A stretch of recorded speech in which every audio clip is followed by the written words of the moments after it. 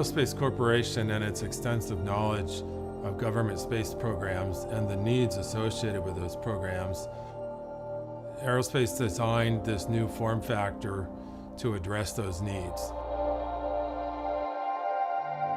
You could resize your DiskSat to fit the different fairing sizes of the different launch vehicles. So there's the key scalability aspect. And with that in mind, you can bring an entire constellation of DiskSats with you in a single launch. For DiskSat, they will get integrated with the launch vehicle at Wallops spaceflight facility, and then they will launch on an Electron rocket, Rocket Lab rocket, and roughly about 45 minutes after launch, they will start getting deployed, and they'll come out one at a time. There's a couple minutes in between each disk is its deployment, and then there'll be free flyers at that point. The primary mission is to demonstrate and to understand the performance, functionality, maneuverability of the DiskSat buses on orbit, and particularly in low Earth orbit or LEO and very low Earth orbit or VLEO. From the very beginning of this effort, we've been really focused on not only the success of the demo mission, but also how we can work with industry and government partners and academia. I'm thrilled to see DiskSat be this close to launch.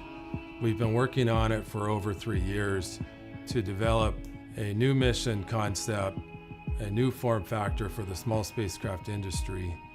And we think this new technology will be disruptive to the small spacecraft enterprise and ecosystem. I think that the DiskSat has a bright future. I think there are a lot of missions, especially communications or radar type of missions, that could benefit from this format vehicle with a large surface area. So I'm kind of looking forward to seeing how customers will make use of the platform, or other industrial partners might be able to take it further. Aerospace's commitment to accelerating innovation is evidenced by its partnership with government agencies to push the technology beyond where it is today. We have, the small sat community, there's so much going on, there's so many advancements, and to have DiskSat be a part of that community and be a part of all that's happening and enable these new science and exploration missions, looking about applications maybe beyond geo. I think having that place in all of that and what's going on right now and in the future, I think would be really, really exciting to see happen.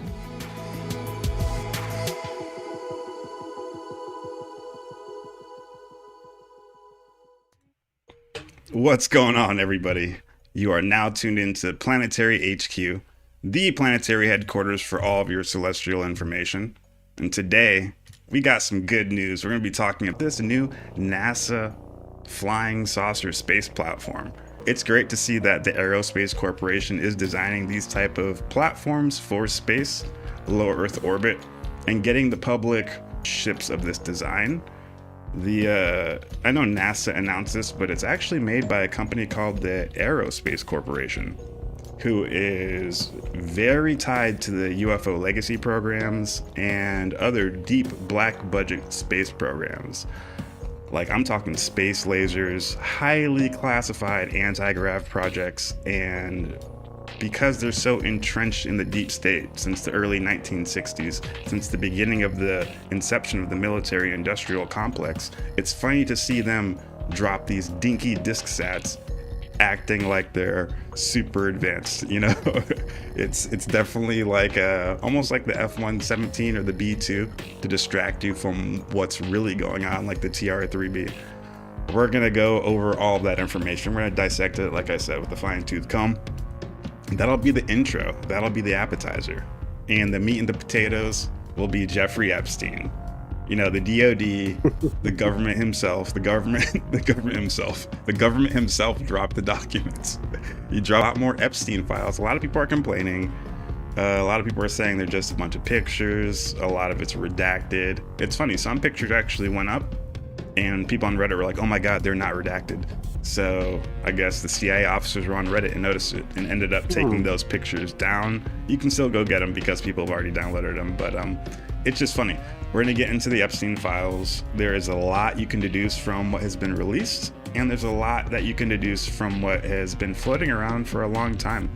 We're going to try to tie all these different pieces together so you can actually figure out who Epstein really is and why isn't anybody talking about these facts.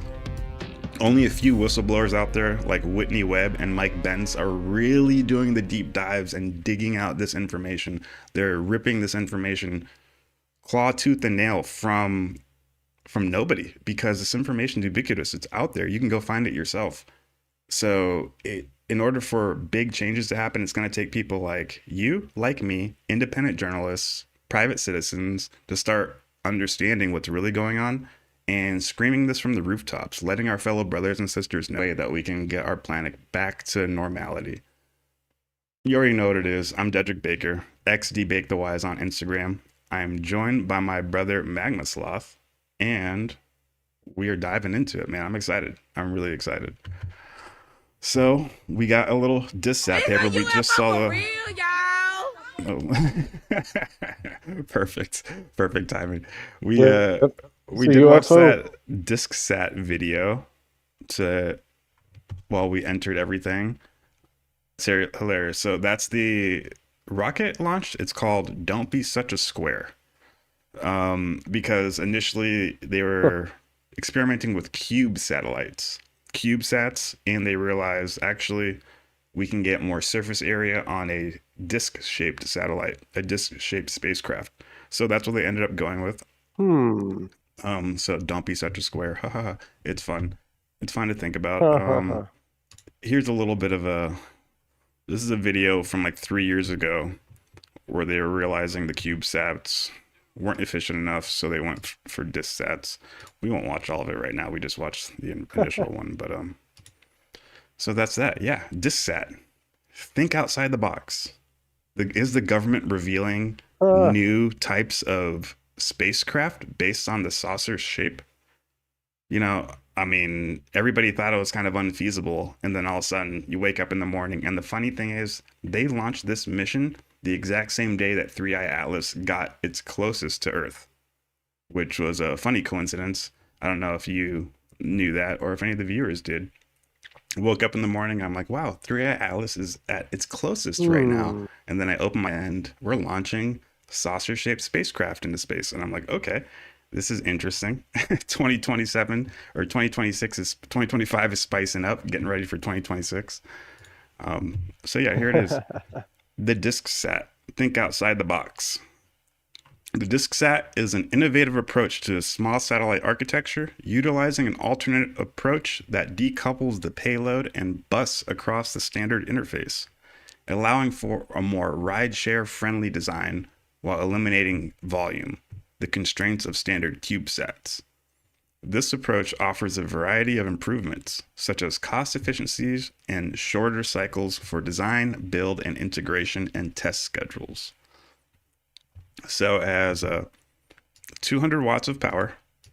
If you notice in the video, it had this weird, it's pretty cool looking like ionized type of engine, like it's an electro engine. So they're using some type of electromagnetic or electrogravitic propulsion. I don't think it's electrogravitic, obviously, but they're using some type of like ionized, maybe like one of those Dyson fans, Like you know what I'm talking about? Ion thruster. An ion thruster, yeah, something.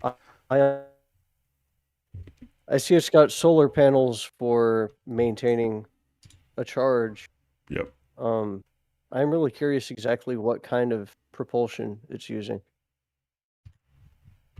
So it has 200 watts of power, standardized structure and interfaces, whatever that means, 2D planar geometry. The advantages: it has more aperture, it's more maneuverable, streamlined AI&T manufacturing. I think that's acquisition something and something. That's not AT&T? No, their competitor AI&T. The benefits: it reduces launch costs, supports multiple orbits and destinations, and diverse mission applications. Because you saw how the rocket launch, and they were able to stack a bunch of different DiskSats in one rocket launch. So it's really efficient. It makes sense. I mean, that diagram was blowing my mind because I was like, okay, now just think of like Galactic Federation ships. They probably have so many of those saucers like just stacked up like that in hangar bays. They don't even have bays. They just have like a sleeve of discs and just go that fire off. Because if we can do it, no doubt they can do it, you know?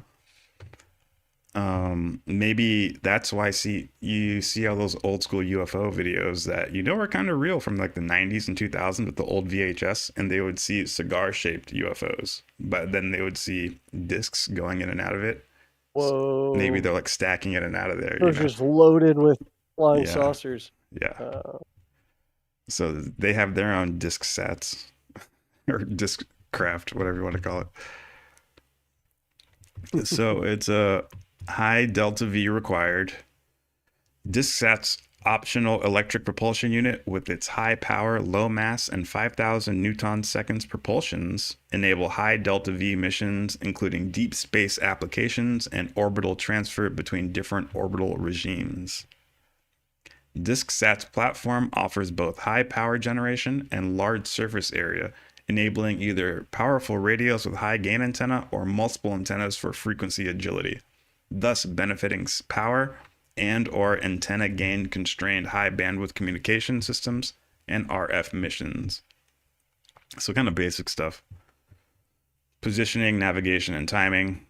The DiskSat's large aperture and high power could revolutionize PNT missions by hosting multiple GPS and GNSS antennas, detecting weak signals from unconventional orbits, and enabling the rapid deployment of multi-satellite constellations through stacking and containerization. So that's just from their main website. We actually do have the entire paper pulled up.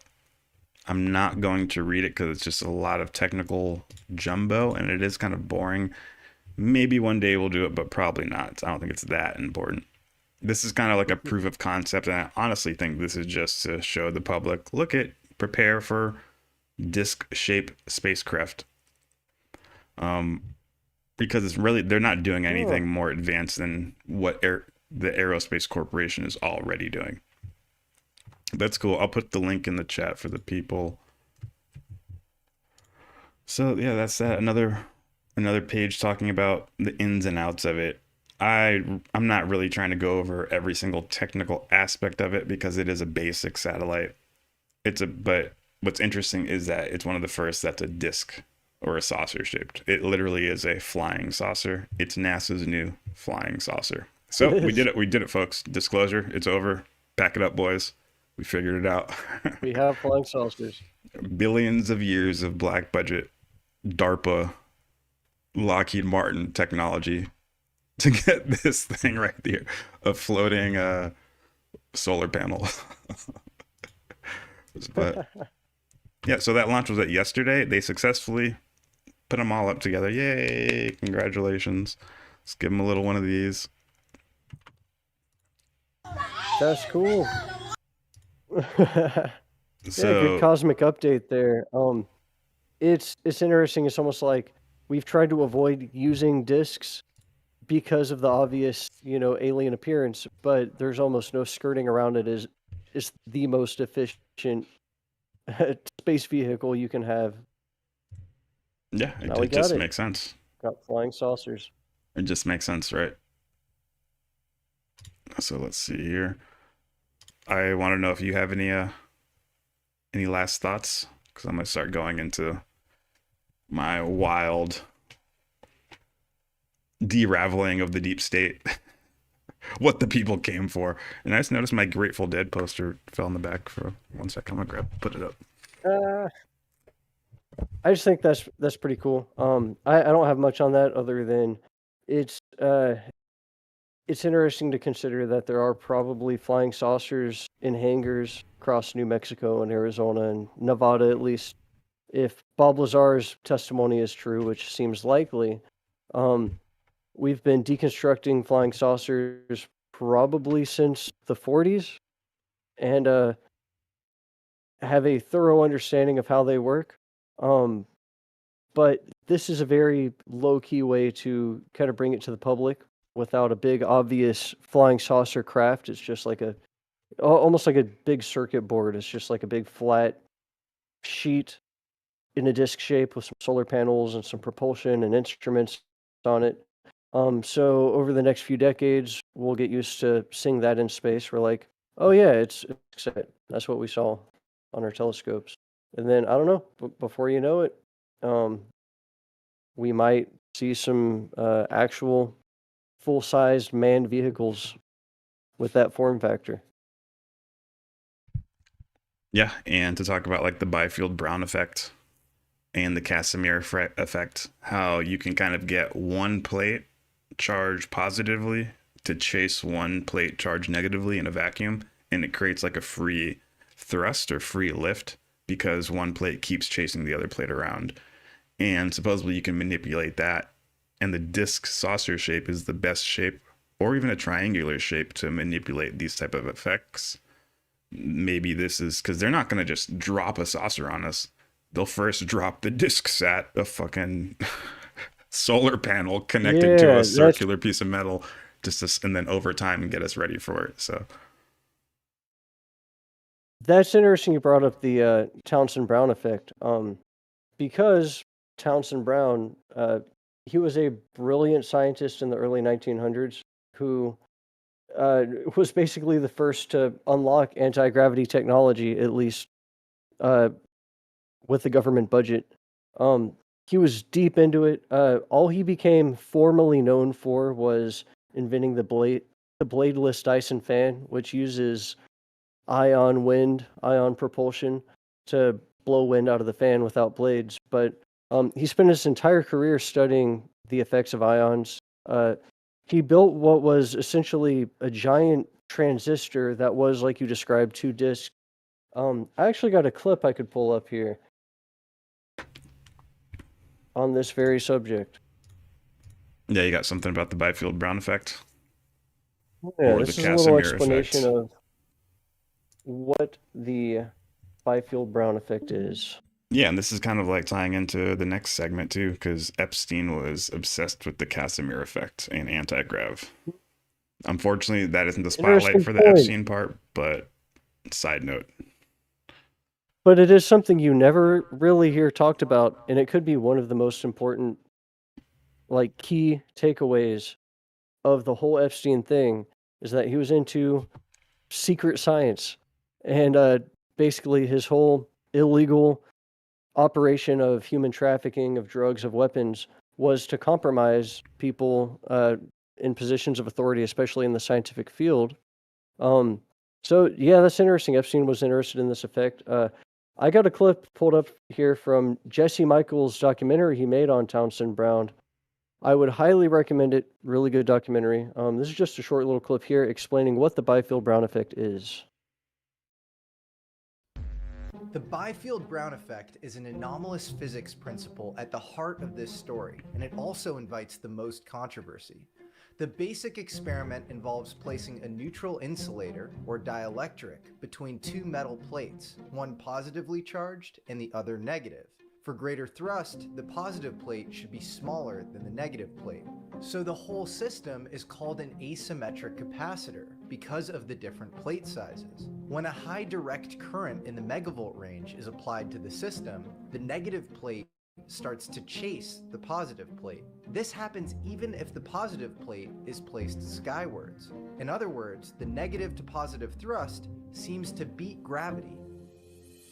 Many institutions and people have tried to either downplay or falsify Brown's experiments. For example, in 1990, the Air Force tested a Byfield-Brown experiment in a vacuum, but they only used 19 kilovolts instead of the megavoltage Brown was using. One of the things that So I'll just show that little clip there. As he pointed out, Jesse Michaels, in reproductions of this experiment, they always use low voltages and discount the effect by saying it was just ion wind that was being generated. It could never actually defy gravity, but it works in a vacuum. And with ultra high voltages, it seems like the key to anti-gravity has already been unlocked. I like the way you're thinking. Checks out. And it seems like that technology might have even been incorporated into the B-2 stealth bomber. You know, that forward edge gets That's right. charged up by a positive. Just it Like the back gets is negative. Yeah, it gets charged Something like that. positively by somehow they put like some type of conductive wire in the front leading edge of the wing and a different wire in the back, and they can like change the polarities of the wing and ride its own ion wind to reduce drag for Like long drag. distance Yeah, I flying. heard It's that crazy. Yeah. the B-2 stealth bomber has like a skin over the surface that has these conductive materials, and it is using that like electrostatic effect to both reduce the drag and increase efficiency, and also it tampers with radar and people trying to spy on it with radio waves and stuff. It kind of fuzzes up the image or distorts it in such a way that it's even stealthier. With the geometry as well, it kind of reflects radio waves so they don't deflect directly back into a radar, which makes it nearly invisible to radar. So that's kind of cool. They had already utilized that in stealth vehicles. I'm just putting some stuff in the chat right here for future reference. Yeah. So the DiskSat. NASA's soft disclosure showing us that we're about to put disks in space. 5-10 years. Oh, wow. We really advanced on this disk platform, and now we have disks everywhere. Look at this. So who created these disks? The Aerospace Corporation.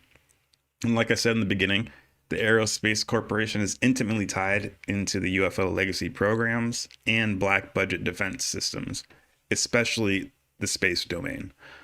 The aerospace domain, obviously. So the Aerospace Corporation is an American nonprofit corporation that operates as a FFRDC, a federally funded research and development center.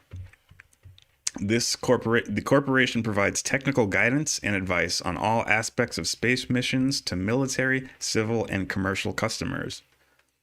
As the FFRDC for National Security Space, Aerospace works closely with organizations such as the United States Space Force and the National Reconnaissance Office, NRO, to provide objective technical analysis and assessments for space programs that serve the national interest. Although the USSF and the NRO are primary customers, Aerospace performs work for civil agencies such as NASA and NOAA, as well as international organizations and governments in the national interest. Aerospace, as part of its charter, also provides expertise to commercial entities, both established companies and startups, domestically and abroad. So, great channel to go check out. Always highly recommend it. My brother UAP Gerb. Love to have you on the podcast, my dog. He does great deep dives. If you haven't checked out his channel, like I said, check it out. UFO Legacy Programs. He goes over all the FFRDCs, the Sandia National Labs, Lawrence Livermore, TRW, RAND Corporation, Battelle Memorial Institute, Lockheed Martin. All of these FFRDCs, federally funded research development centers. That is where the true UFO programs lie. Okay. Let's see. I can just click this link right here. What is an FFRDC? Let's see. Federally funded research and development center. These are public-private partnerships that conduct research and development for the United States government. FFRDCs are operated by universities, corporations to fill long-term needs of the government that cannot be met as effectively by existing in-house or for contractor resources. Similarly to UARCs, university-affiliated research centers, FFRDCs are prohibited from competing for work. Okay, so these are like no-bid contracts. FFRDCs does aerospace research and development for the military, but they're a private company. They're a non-government. They're a non-profit organization that is part government and part private. It's a weird, unique, like a private-public partnership. Yeah, exactly. Yeah, It's weird. It's not one or the other. It has one foot in one foot in the other. And this is the way the government can bypass some of the loopholes in the law, because the government can't do certain things. they'll have a private institution do it for them because the government has their hands constrained. They're too constrained by the laws. This is where effectively all the UFO programs lie, because it goes from the top down, and we'll go over all this. It goes from the intel community, the intelligence agencies such as the CIA, the NSA, the NGA, the NRO. There's 18 intel agencies, and we'll go over it. And all those intel agencies answer to the Director of National Intelligence, the DNI, or they say the ODNI, the Office of the Director of the National Intelligence. So all intel agencies answer to the Director of National Intelligence. That's the intelligence community. I'll call it the IC. And then there's the Department of Defense. So there's the Department of Defense and the intelligence community. Those two, when they need to get something done, they say, hey, we need something in space so that we can observe our enemies. They don't go build it. They're not smart enough to do that. They have to hire FFRDCs, private companies who are specialists in satellites, who are specialists in taking photos from 300 miles away, who are specialists in jet propulsion. Those scientists who are private citizens, they're not part of the military. They're working on their own. They're just smart people like Bob Lazar. Then they're working on those secret anti-grav programs for the government, and they're trying to fulfill government needs. So the government says, I want anti-grav, and it'll contract it out to Battelle. It'll contract it out to the Aerospace Corporation. Okay. So the chain of command, there's IC, DOD, and then it gets kicked down to FFRDCs. And that's where the real shit happens. I'm going to get way more into that later. So that's what I wanted to let you guys know. We're going to get back into this. The Aerospace Corporation is an FFRDC that has long ties with the UFO black budget program. And it's funny that they're releasing these dinky little DiskSats. And for the Half-Life fans out there, these are the classic Half-Life scientists. That's the Black Mesa Research Facility. It's a private corporation run by the government in a deep underground military bunker, working on top secret technology that the public isn't aware of. You got all these hired scientists, the best brains in the world working on this, but it's highly compartmentalized. No one really knows the big picture of what they're working on. That stuff's actually going on deep underground all across the Midwest. Oh yeah. I wish this was a deep underground military base one, but that's save that for a future episode. Yeah. Like I said, UAP GERB does a great job on it. So let's keep going with the Aerospace Corporation. How did it come to be? Look, because it's really important to on all these programs, such as the DiskSat. Don't focus on this little program. Where did this program come from? What company created this program? What's this company's history? Where did this company get their funding from? And then you get a real picture on, oh, this is why they're doing this program. You can't just look at the program itself, okay? So this DiskSat was made by the Aerospace Corporation, and this is the history. On July 1st, 1954, the Western Development Division of the United States Air Force was established under the command of Brigadier General Bernard A. Schriever. WDD was responsible for the development of the Intercontinental Ballistic Missile, the ICBM. Interesting. The ICBM was the same rocket that got us to space. It was repurposed. So the same missile that shot a nuke over to Russia, we literally just turned it upwards. Exact same, turned it into the Saturn V, and it shot upwards. And we put, instead of a nuke at the top, we put astronauts. Exact same rocket. You know what? I got to mention these ICBM facilities. They're scattered across America, remnants from the 50s and from the Cold War era. There are some really cool ones that are actually still active as museums. You can go down and visit. And these are deep underground military bunkers you can go into, highly advanced, all these tunnels with springs to prevent interference from earthquakes. Crazy hydraulic tubing and scientific instrumentation all over the place. The Titan II missile silos, particularly impressive to look at. But millions and millions of dollars were going into these just because of the potential threat of an all-out nuclear war.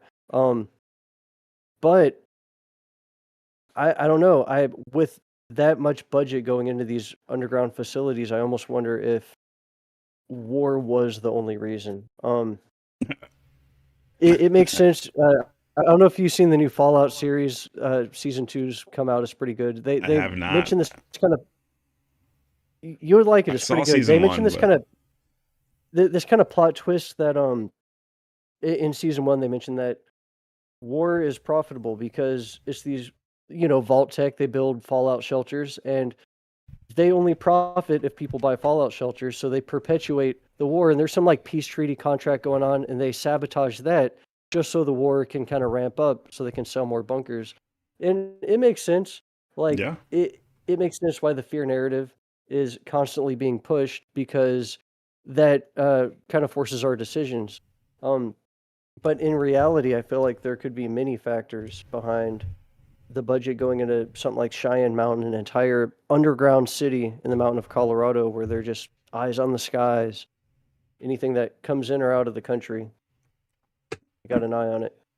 And we're going to see how profitable war really is in the second half of this episode. But you're right. So like you were saying, the ICBM, it gets repurposed. It's the exact same thing as the Titan rocket, the Titan II rocket, Titan II missile. It'll say in the Atlas rocket. We're getting ahead of ourselves. Let's keep reading. So WDD was responsible for the development of the intercontinental ballistic missile. The Ramo Wooldridge Corporation, RW, was identified as a civilian organization responsible for systems engineering for the ICBM program. Their Space Technology Laboratories, STL, was responsible for all missile tasks. Despite early successes, there is criticism from both government and industry on the role RW played as a system engineer. In particular, that RW held a privileged position within the Air Force. It's kind of interesting, right? So this is a private company that can walk around Air Force bases untouchables, kind of untouchables. They have more authority than the military does within military facilities, but they're not military people. And the military didn't like that. It's kind of weird. And they're a no-bid contract, so they're the only people getting the sole money for it. The government didn't like that. They started to raise a lot of red flags. Like, there's something fishy going on here. They have like a unique partnership that's allowing them to be extremely successful that no one else has, So that started to raise flags between both government and industry on their privileged position within the Air Force. In 1958, RW merged with Thomson Products to become the famous TRW. Yeah. Of the Space Technology Laboratories became an independent subsidiary of TRW. TRW inclined with what? Die Glocke, the Nazi belt, all of this stuff, all of these UFO legacy programs, they're all entwined because these are all FFRDCs that the government handpicked and chose to work on these reverse engineered legacy UFO programs. So that's TRW. So in 1959, the United States Congress issued a House Report 1121, which recommended that STL be converted into a nonprofit institution. Congress wanted the establishment of an organization free from conflict of interest to aid the Air Force in applying the full resources of modern science and technology to the problem of achieving these continuing advances in ballistic missiles and military space systems. So Congress saw what was happening. This no-bid contract, walking around military bases with more top secret clearance and even military officials. Like, who are these guys? These guys are the men in black. They run everything. They run the military. They run They had to shut that shit down, force them to become a nonprofit organization so they can kind of start getting more regulation, I guess you would say. And so aerospace corporations, deep, this is their background. On June 3rd, 1960, aerospace was established under the law of the state of California as a nonprofit corporation. Congress got their will. I wish they could get what they wanted today because they're getting stonewall at every corner. Yep. On June 25th, 1960, at a press conference held at the U.S. Air Force Ballistic Missile Division headquarters in El Segundo, California, Lieutenant General Bernard A. Schriever announced the formation of a new nonprofit organization, the Aerospace Corporation. Fucking these deep space guys are so creative with their names. The Aerospace Corporation. Like, yeah. There's a handful of them. They're just so like corny and obvious. The Rand Corporation, which is literally research and development, R&D. The Rand Corporation, like it's just non-creative. The Corporation for Water. All right. To serve Water the Air. Corps, that is military contractors for you. Yeah, Water Corps. Yeah. So they created the Aerospace Corporation in 1960 from Bernard A. Schriever. One of the earliest projects was the Dinosaur orbital space plane. That was a top secret space plane that a lot of people talk about, you know, the Black Knight satellite or the Aurora program, like a deep space stealth aircraft that is used to take out UAP and enemy satellites. So this is like the precursor to it. The Boeing X-20 Dinosaur was the United States Air Force program to develop a space plane that would be used for aerial reconnaissance, bombing, space rescue, satellite maintenance, and space interceptor to sabotage enemy satellites. So that was early. That was in the 1960s. Imagine what we have today. Wow.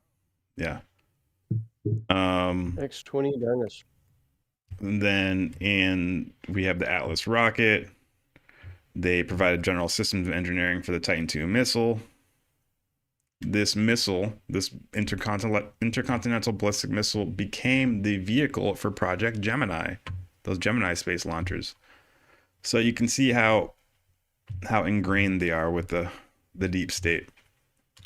It's even on their homepage. They talk about it a lot. But I was talking to ChatGPT, you know, just trying to make sure that everything I was saying was kosher and seeing if they could make any more connections, because it's kind of cool. And I asked just about what this Brigadier General Schriever was about. And he had command authority over the UFO era of Air Force. From the late 1940s to the 1950s, he was senior U.S. Air Force leadership, architect of Air Force research and development, and missile command structures. Schriever rose to prominence. Project Sign, Project Grudge. Yep. Rose to prominence during the same period as Project Sign, Project Grudge, and Project Blue Book. He did not run these programs, but he designed these organizations: Air Materiel Command, Air Research and Development Command, and Western Development Division, we just talked about, that turned later into the Aerospace Corps. Those three systems are literally the command ecosystems that collected the radar data that Project Sign, Grudge, and Blue Book used. So he had firsthand knowledge. He was the one who set up the systems of satellites and space, satellites, airplanes, ground-based units to collect aerospace data. He was the one who set up all these programs. And then Project Blue Book and all those other programs pulled from his data systems that he helped set up. He was obviously signed to secrecy and he wasn't talking about this. He kind of like disproved UFOs like the traditional Blue Book kind of did. But he was intimately associated with this. There was the Battle for LA incident, and obviously the Washington, D.C. UFO incidents where a lot of people took pictures of these UFOs over LA. He was in charge of all these systems that were going on throughout that time for air defense and air command. So he was intimately associated with these, the phenomenon and black budget programs. So that's the guy who announced it and created it. So just wanted to give people a little background on, you know, we see a saucer-shaped DiskSat, a new disk saucer-shaped spacecraft that launched by NASA. We want to know what it's about. And that's why Planetary HQ is here, to give you all of the nuts and potatoes, the meat and the legumes. So The nuts and bolts. obviously everything always leads back to Star Wars, SDI, lasers in space. So this is from Aerospace Corporation's website themselves. they have a little history page. I was going through it, just looking at everything they were involved with throughout history. They have an amazing rack. They have an amazing, what would you say, record? Amazing resume, CV. I said a rack, like a military rack. You know, they have all the medals on their chest. Like they have an amazing yeah, they got stripes. A good portfolio. But the thing that stood out to me was they were the main people for SDI, Star Wars. They were the main contractor. Oh. So they were involved with putting lasers in space, scalar weapons, kinetic weapons, ballistic weapons from space. They have it on their front little website right here. The Strategic Defense Initiative. In a speech to the nation, President Ronald Reagan proposed the Strategic Defense Initiative, which sought to create a multi-layered leak-proof defense system that could detect, target, and destroy incoming ballistic missiles and their warheads. By 1986, aerospace's work including assessing the performance and survivability of proposed SDI architecture. The company worked in technologies such as neutral particle beams, kinetic energy weapons, infrared focal planes, and cryo coolers. This is space lasers. 1983, talking about futuristic space lasers and neutral particle beams. And then they literally have the balls to release DiskSat, cutting edge DiskSat. Like, if anything, this is just a PR stunt to get us ready for discs. That's it. That's a bunch of bullshit. If they're making all this, why, whatever. So honestly, everything I do is just a reason to play the cool video for the Star Wars. So I'm playing it for the people. Not?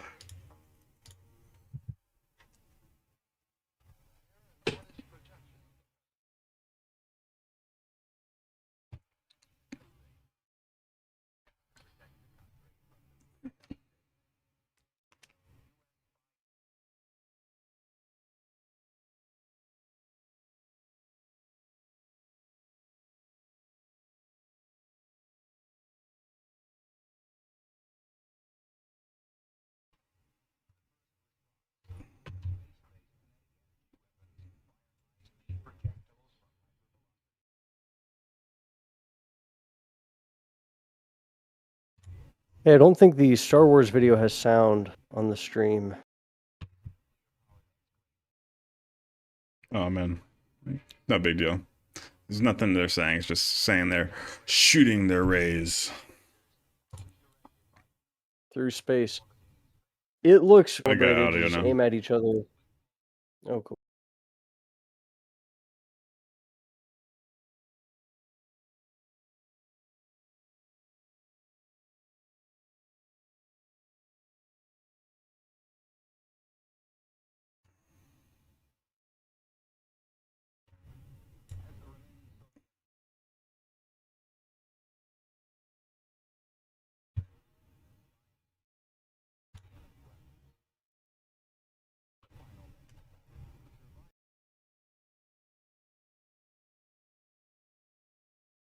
Yeah, it's pretty wild. They kind of imagine war in space like that. Yeah. So that's exactly where. Whoa, what the hell happened? No, not me. Sorry, that's my playlist playing. I was like, what's happening? It's playing some new DJ Snake. But yeah, I love that video. That's the SDI, the Strategic Defense Initiative. Sorry about the audio in the beginning, people. But pretty much lasers in space that are supposedly there to blow up nukes from Soviet Russia. If you watch our three streams ago, something I forget, watch them all. We talk about this in depth and how we believe, and we actually pull up payloads. At one point in time, we pull up payloads from rocket launchers that were highly polished scalar laser mirrors that were sent up in the 1980s. And apparently they were faced outwards instead of inwards at Earth. Why were they faced outwards? What are they defending us from? An extraterrestrial species. And then we pull up Reagan's speeches where he talks about what would unite humanity if an alien race invaded, and and you're like, what the hell? So What were they planning? maybe trying to Project- protect us from a negative entity. I'm not sure. What project were you gonna say? Was it Project Bluebeam, the fake alien invasion? Well, that as well. Maybe the Strategic Defense Initiative had hologram technology on their satellites. I'm not sure. I think that might be the conspiracy theory, but all we know is that this is real. They were siphoning off. They couldn't match the books up in the end. They got in a lot of trouble for a lot of money disappearing, and people were thinking that they were. It's not even thinking. This is a fact. They were siphoning off a ton of money for black budget programs, black budget UFO programs. They were developing anti-grav, and they didn't want Congress to know. They didn't want the public to know because it was super top secret. SDI and the F-35, the new airplane that everybody uses, those are big black holes in budgeting, and we siphoned those dollar bills off so that we could fund those anti-grav programs. That's what FFRDCs are good for. That's what aerospace programs are good for. They're trying to develop technology off the books. And we'll get into that later too. Epstein will show you how to do that. So that was SDI, the Strategic Defense Initiative. Great video. Now I want to take a second. Let's look at some stuff right here. So this is actually a plenary, a speech from Aerospace Corps themselves. And they actually give a little history lesson on aerospace, on the Strategic Defense Initiative, SDI, Star Wars, where we were just talking about lasers in space. Oh, cool. And I just watched it for myself, and I'm like, wow, this is interesting. I just want to check it out. And after watching it, I was like, whoa, there's so much information here. Indirect and directly. So I want you guys to listen to the way this lady speaks. She's a current executive in the Aerospace Corps, and she's afraid. She has fear. I am pleased to be providing the introductory remarks for this fireside chat featuring Anthony and Aaron. Given the highly secretive nature of space programs, it can be difficult to have a rich and nuanced discussion about space policy. See, for a second, due to the highly secretive nature of space programs, it's hard to have these conversations In an unclassified forum. But surprisingly, the conditions under which the Strategic Defense Initiative became a formal program bears remarkable similarities to our current circumstances, despite the passage of 40 years. Reflecting on the successes and challenges of SDI and how those lessons learned might apply to today provides the space community an opportunity to discuss current conditions without fear of jail time. It allows us to talk about this subject indirectly through SDI because it was 40 years ago without us worrying about going to jail. Because the problems they had 40 years ago were the same that we're having today. But because we can't talk about the shit we're talking about today, if we talk about things that they were going through 40 years ago, none of us have to be afraid of jail time. That's literally what she just said. So she's afraid that she can't talk about it because she's like, yeah, we can go to jail. Let's keep going. So let's first discuss the circumstances that precipitated SDI and its similarities today. And here I will rely heavily on Aaron's book because, well, I always fear jail time. So SDI was notable. She literally just said it right there. And here I'm going to quote from Aaron's book because I am always afraid of going to jail. She says it at the podium. So she's going to quote from a guy's book who wrote about the history of SDI, who doesn't work for Aerospace Corporation. So that's why she's quoting him, because he isn't currently on the payroll. Because if she says something like, yes, we have this, she can get fired for national security reasons, revealing. That's why she's deathly afraid. If she accidentally even speaks about a program, she gets canned, or security clearance taken away, job, career ruined, that kind of shit. Yeah.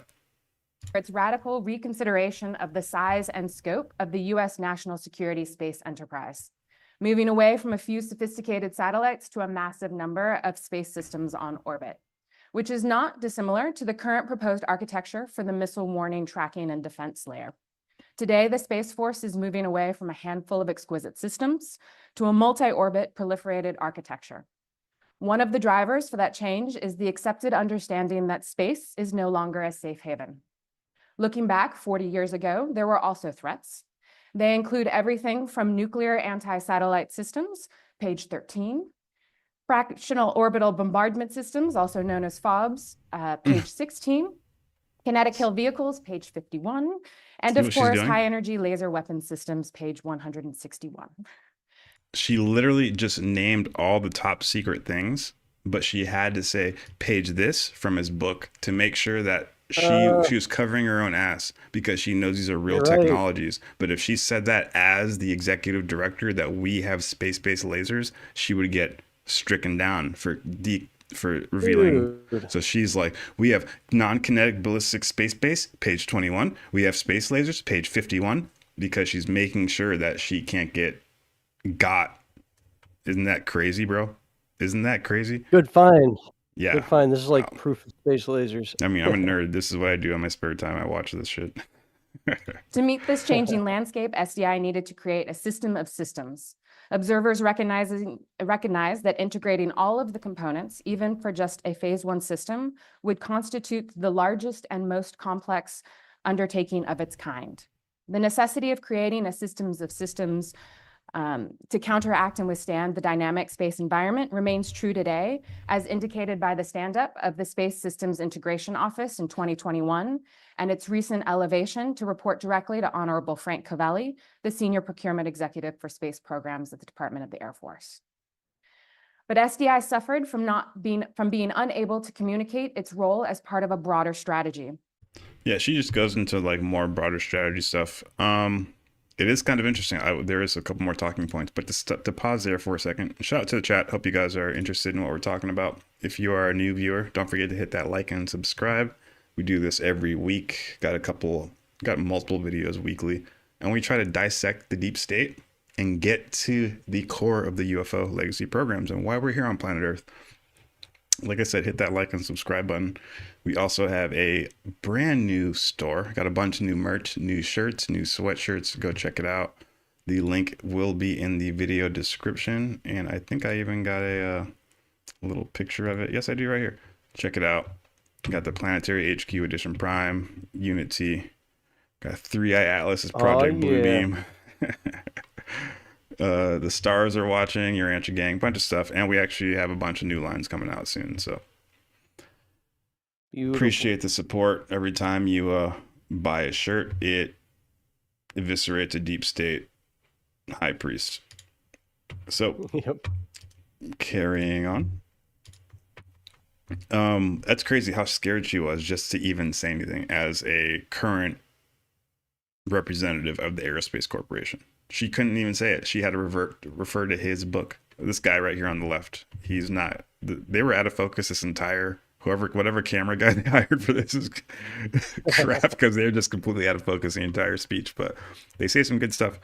So she's afraid. She just gives him an intro because she's the official. And it's pretty much these two guys. They don't work for Aerospace Corps. He works for the Reagan Library, and he's like the official historian on Ronald Reagan. And the guy to the left wrote a book on Star Wars. He's an expert on SDI. And the Aerospace Corporation invited them to their conference to give a speech to their people. Oh, cool. Okay. So they can say shit that she can't say. Some cool parts that I did highlight right here. Let's see what they say. Technologies in the near term. Some important lessons for today are thinking about how this bureaucracy is organized and stood up. And we know very well today that perhaps some of the intrigue about SDI and the controversy that existed were because Cap Weinberger, Secretary of Defense, and George Shultz, Secretary of State, were largely kept out of the formation process in terms of announcing SDI. And after Hear that? Secretary of State. Was that SecDef and Secretary of State left out? I want to rewind that. Perhaps some of the intrigue about SDI and the controversy that existed were because Cap Weinberger, Secretary of Defense, and George Shultz, Secretary of State. Secretary of Defense and Secretary of State were left out of the loop. Were largely kept out of the Wow. formation process in terms of announcing SDI. And afterwards, that kind of bureaucracy that arises is not under their control. Tell me a little bit about SDIO, what it means then, what it means today, what's the model that it's laid forth. Listen to this. Listen to what he says. So I think it's really important to stress that when Reagan makes that speech, he's in effect calling for the most radical transformation in American defense strategy in the Cold War, because he's talking about rendering nuclear weapons impotent and obsolete. And he made the decision to make that speech and to insert that language without consulting the interagency. So the Secretary of Defense didn't know.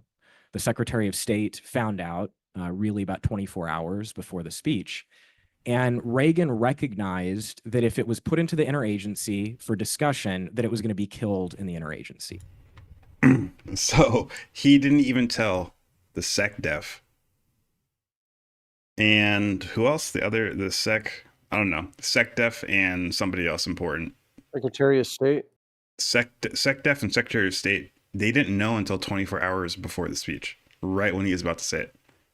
And they were like, what the heck? This guy's talking about space laser programs and satellites and all this money and shit flowing and research and development. All this money. So they didn't even know about it. Because at that time, he was like on like those deep boards for the DNI, the Director of National Intelligence. This is top secret hush hush. And they're trying to get this funded without all these Congress and all these people knowing. So this is more internal black ops, parts of the government trying to hide shit from other parts of the government, such as Congress, to get black budget space programs passed. He just revealed it right there on stage, to the point where Reagan was hiding stuff from the SecDef and the Secretary of State just to get a space laser program passed. And they didn't realize until he was about to say it. I just want you guys to get the feel of the dynamic of how our government works. Internal factions hiding money from other people. Like Congress has no oversight currently on what the FFRDCs are doing. It's crazy. It's like the Wild West. And we'll get into that later with the Epstein. But I thought that was an amazing point you just said. I need the bathroom real quick. So Okay. Well, yeah. The idea of Congress is that the people can keep the government in check, that we have some kind of say of where our taxpayer dollars are going, that we're all collectively kept in the loop. Obviously, with the threat of war and intelligence and national security, we're kept out of the loop of a lot of things. But what happens when Congress is kept out of the loop? And this has been the story with the whole UAP disclosure phenomenon with the congressional hearings, the last two, the last three actually that they had on UAPs.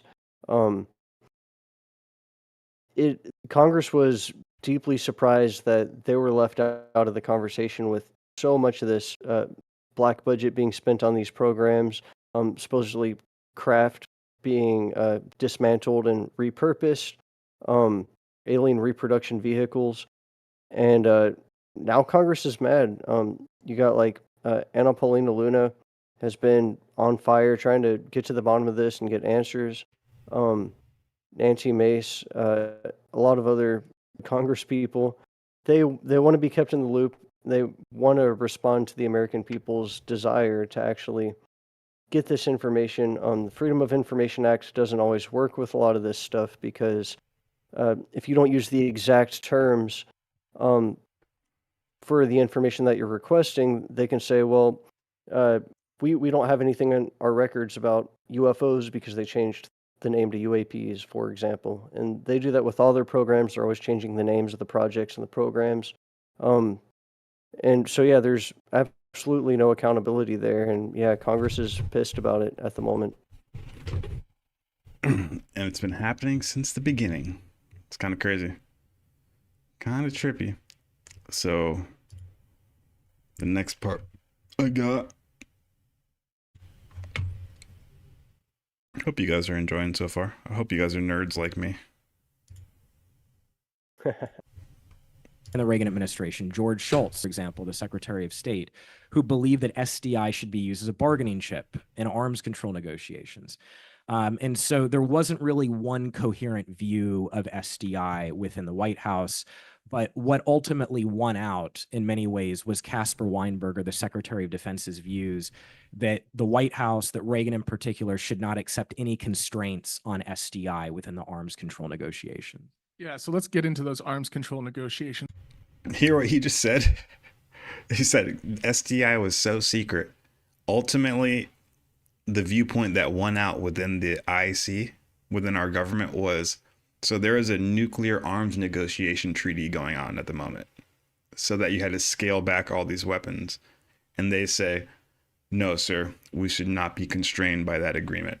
Pretty much saying that, yeah, we'll sign that agreement, we'll go on with that, and say, yeah, sure, of course. And we're still going to keep working on these space-based nuclear weapon systems. So we're just breaking treaties. We're just like, fuck it, we'll sign it, but we'll still develop it in secret. I know it's not crazy. We do it all the time, but it's just so blatant, you know? Yeah. And this is the Aerospace Corporation. I mean, they're giving this conference talking about it. The Aerospace Corporation was the main contractor behind these top secret classified deep space satellite programs. Just trying to get you guys to understand that this DiskSat is a bunch of bullshit. When I woke up and saw it, I rolled my eyes and I was like, are you kidding me, guys? Then I saw the Aerospace Corporation and I was like, in Louis Elizondo's name, if this ain't some bullshit. Sorry, but yep. So that's pretty much what I got on the Aerospace Corporation. If you got anything else, I mean, like I said, shout out to UAP Gerb. Go check out all of his shit. I mean, that's not all of it. I actually do got a couple more things. Let's see here. For the people, I put it in the chat. I don't know if you guys can see it or not. Magma. Let's minimize this real quick for the people. All right. So here it is. This is the, like I said before, the IC, the Intel community, intelligence community. There's 18 different members of the intelligence communities. 5 are the primary agencies: the CIA, the NSA, National Security Agency, the NRO, the National Reconnaissance Office, the DIA, the Defense Intelligence Agency, and the NGA, the National Geospatial Intelligence Agency. Those are the big 5 out of the 18. Okay, we had 17, and then we created Space Force. Now there's Space Force Intel. Now we have 18. But these are the big 5, and all of these answer to the DNI, the Director of National Intelligence. So the DNI is in charge of all of this. Okay, everybody reports to the DNI. That's why I like this little flow chart right here. The next picture right here is the 5 different intelligence disciplines. So there's humans, which is human intelligence. So like when you're trying to recruit somebody themselves, a human, for your cause, that's human intelligence. That's ran by the CIA. There's OSINT, open source intelligence, which is what we do on this channel. You know, correlating, reading through emails, reading through finances, reading through news reports, and correlating and corroborating all this intelligence. That's OSINT. That's what we're doing. There's SIGINT. Well, open source OSINT is for the CIA. So that's classified as a CIA category. Every time these intelligence channels come in, our government has a very specific process on which department gets this intel based on what their organization's charter is. Okay. So if it's HUMINT or OSINT, you know the CIA is going to be put on that because it's within their jurisdiction. If it's SIGINT, signals intelligence, like you're gathering data from signals, from radio waves, from communication, Wi-Fi, like phones talking to each other, signals intelligence, different electromagnetic signals. That's SIGINT. That would be NSA. MASSINT would be measurement and signature intelligence. So that'd be biochemical, biometric, seismometers, like, you know, earthquakes, acoustic, like actual acoustic in nature. That would be MASSINT, and that's DIA, Defense Intelligence Agency. And there's GeoINT, geospatial, which is like Google Earth geospatial satellites, and that's NGA. the National Geospatial Agency, National Geospatial Intelligence Agency. Remember, there's 18 different intel agencies, and any event or situation that happens in time and space, the DNI, the Director of National Intelligence, will get that report, and then the channels will go to the direct agency that needs to coordinate and handle that specific event based on what type of intelligence that event has the most of, if that makes sense. So if let's say the NSA gets a lot of humans and they find a hot case and they bring it to the DNI, the DNI will put the CIA over it, even though the NSA first figured it out, because it's a human situation, and vice versa. Okay. You know? But all organizations collect all types of intel, and therefore there's fights over this kind of stuff. I know this is getting nerdy, but like I said, this is what I'm here for. This is what we do. We're nerds. It's good to see how all this works, and I'm happy to actually see these acronyms all laid out, because I've encountered these acronyms numerous times and not really known what they meant or had to look them up.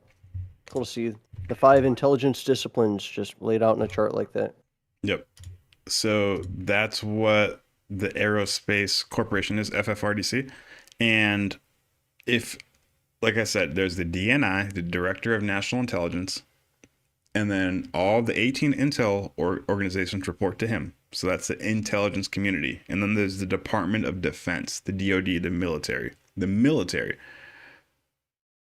When those two need something done, they contract it out to FFRDCs, to subcontractors like the Aerospace Corps, or Battelle Memorial Institute, or Sandia Labs, or Lawrence Livermore, or Oak Ridge, TRW, the Rand Corps, MITRE, Lockheed Martin, Boeing, all these FFRDCs, public-private corporations, those do the real research and development. And then that data, or even if they make a plane, like think about all the planes we have, F-22s, those aren't made by the military. Those are made by Lockheed Martin. Those are made by Boeing. Those planes get made by those companies, and the military procures them. We get that data. We buy those vehicles from those FFRDCs and private contractors. So the Aerospace Corporation is one of these, and it is deeply entrenched with the UFO legacy programs, which is what we just try to spend the last 45 minutes explaining to you guys. They're in bed with the deep state. They themselves have worked on, touch, and probably do have in their possession UFOs, if not biologics, actual living or dead beings, extraterrestrial beings. And the fact that they released this DiskSat is kind of corny and lame. It's cute, but it should let you know that, holy shit, we might be moving in the right direction. Baby steps to disclosure. So at least we got a disk spacecraft before nothing, you know, before GTA. I was going to say GTA 6, but fuck that. Everybody says that. So you got anything to say before I move on to this next subject? One thing that comes to mind, what was it in the, I think it was in the Big Beautiful Bill, there was something slipped in there about there being no restraints placed on the development of AI by private corporations for the next decade or something like that, which a lot can happen in a decade. There was something like no laws can be passed about it or something like that. And I wonder to what extent that has to do with gathering information from the public. Humans. Humans, and right now I think I'm getting some space in. I need your attention, everybody. This just in. The New Jersey drones are now over New York, LA, and every major capital on the face of planet Earth.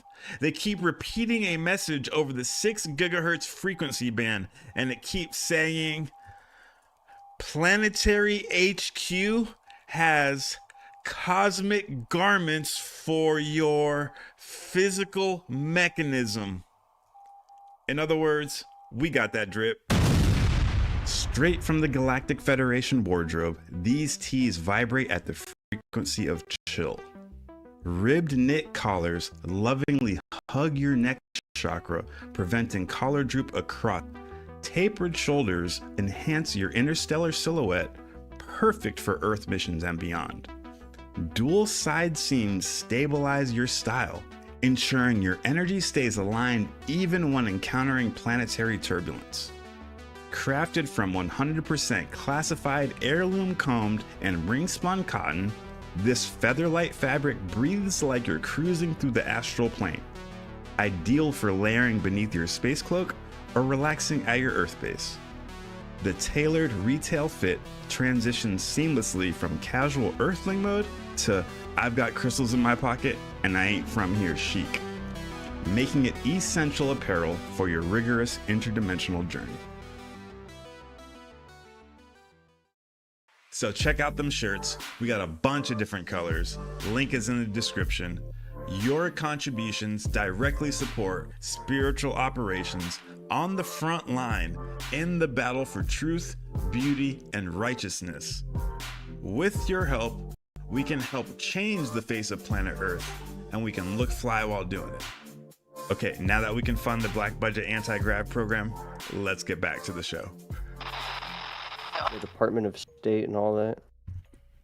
Well, that was interesting. We just got some unique broadcasts from some familiar looking face talking about some new shirts. That's right. We got an entire new shop. Go check it out. The link is in the description. If you guys need to get swagged up, we got you. We got the tinfoil hat. If you need to go get yourself the official tinfoil hat, TFH1. Nice. The PHQ snapback. Edition Prime, you know, 3-Eye Alice is Project Bluebeam. You're talking about it earlier, but every time you get a shirt, you're helping support the cause. We're trying to get a mind, body, spirit app. I'm trying to replace social media. You know, everybody presses that upvote because that girl has a nice butt, because she has a pretty face, because the guy has money and a Ferrari. But we think that isn't going to be the future of humanity. We think the future of social media is going to be people getting recognized based on their mind, body, spirit progress. So we're building an app that allows you to track your own mind, body, spirit progress. And you wake up in the morning, you're like, okay, I need to grow in the mind like this by reading a book. I'm going to grow in the body by exercising and eating well. I'm going to grow in the spirit by focusing on this spiritual discipline for the day. When you focus on that, and you wake up in the morning and you progress 1% every single day, you're going to have the opportunity through that app to link up with other people who are around you so that you can grow in the mind, the body, and the spirit together with other people. And if that happens, then you're going to get, you know, bonus multipliers. That's how you get the points. That's how you get the internet points. So instead of getting upvoted for your booty, your cash, your Ferrari, you're going to get upvoted for your mind, body, spirit progress. We're trying to roll that out. It'll be called the Legacy Program. And like I said, every time you buy a shirt, you're going to be contributing to that. So go get swagged up. Go check out the store. We got a bunch of new stuff. I need to get that purple Planetary HQ shirt. I don't even have it yet. So go get it before me if you can. Oh, yeah. Magma, it says fail to start camera. I don't know. I don't know if that means anything, but and shout out to UAP Group. Go check out UAP Group. His shit's awesome. Let's close all this shit. We don't need it no more. Can you see me now? Am I coming through? I can see you now. You're coming through. Cool. So we got it right here. Jeffrey Epstein. Who is Jeffrey Epstein? Everybody talks about this pedophile, this international sex trafficking ring. I'm not denying that at all. But I think that might be a cover-up in itself. I think they want us to focus on that aspect so that we don't focus on the deepest conspiracy. Yeah, there's something even deeper. You're telling me the deepest conspiracy is a cover-up. Yeah, exactly. Well, no, it's not a cover-up because it really happened. But because the cat's out of the bag, they want you to focus on one aspect of it and not the rest. It's damage control. It's narrative control, you know? Like, oh yeah, he did do that, but let's focus on the woman and the traffic and the abuse. Let's not focus on him overthrowing nations and literally contracting backdoor deals with every nation on the planet Earth, regardless if they were at war with each other or not. Enemies that you think are enemies on the world stage clearly aren't because of what Epstein was doing behind the scenes. So yeah, let's think of him as he is the deep state. He Yeah. is the back channel for nations, for politicians, literally for, you wouldn't believe it, Jews and Muslims doing deals behind the scenes because they can't be seen doing deals with each other. America doing deals with people that they can't be doing deals with. Epstein was there every single time. Every single CIA op in foreign nations, he was there helping financing, helping secure material resources, helping arm the guerrillas. He was there every time. From funding bin Laden, he was the guy who funded bin Laden. He was the guy who did Iran Contra. Every time the US gets involved with guns, arms, or smuggling, Epstein is there and his name is on the bank account and the money. So he was doing more than just women. He was doing everything. He was an international fixer. He was a person who was a master at hiding money and disguising transactions. And if you can do that on an international $1,000,000,000 level scale, everybody who's rich in all the intelligence communities are going to want to use you because you can hide money, you can secure transactions, and you can disguise transactions. It's very interesting who this player was.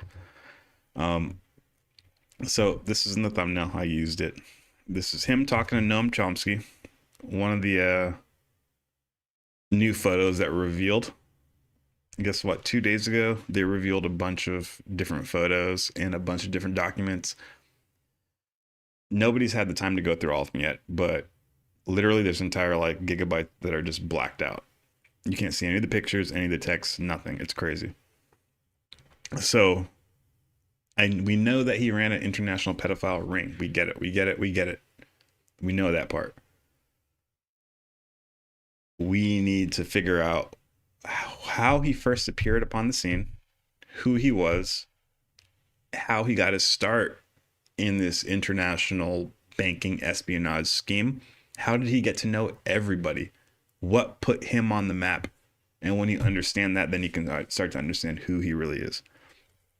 So let's go to the okay, I did some chat GPT, and obviously because I fell for it. Ooh. So a couple of names I guess we're going to keep going over. I'm going to beat it into your head because we need to figure out this network. We're going to call it a network. Bear Stearns, BCCI, the Safari Club. Okay. Let's see. Sorry. And then we want to focus on. Sorry, my mouse is fucked up right now.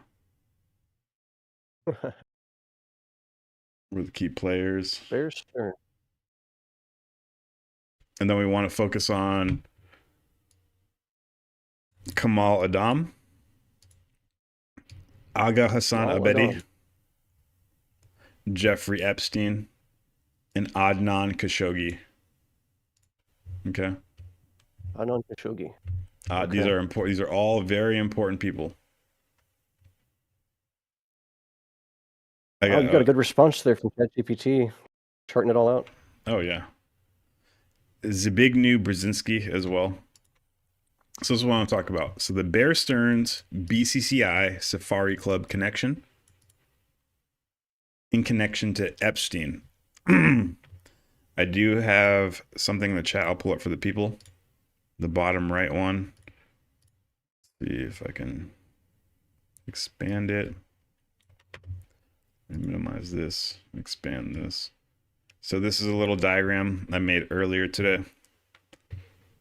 This is for BCCI. Remember that. We're going to say that a million times. The Bank of Credit and Commerce International.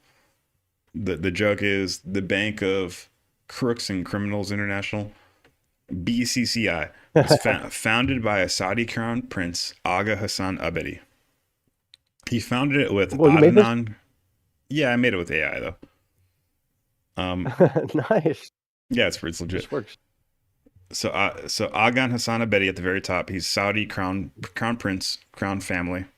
He creates BCCI with Adnan Khashoggi, a Saudi arms dealer and a finance broker, and Kamal Adam, former Saudi intelligence chief. At the time, he was the chief of their CIA.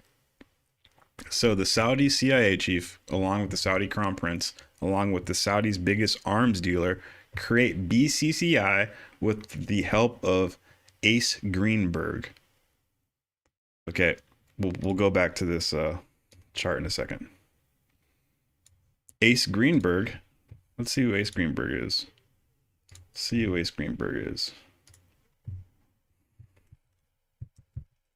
Who's Ace Greenberg? Yeah, let's see who is Ace Greenberg.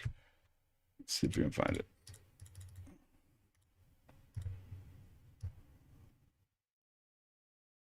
All right, right here. Here's a little flow chart right here.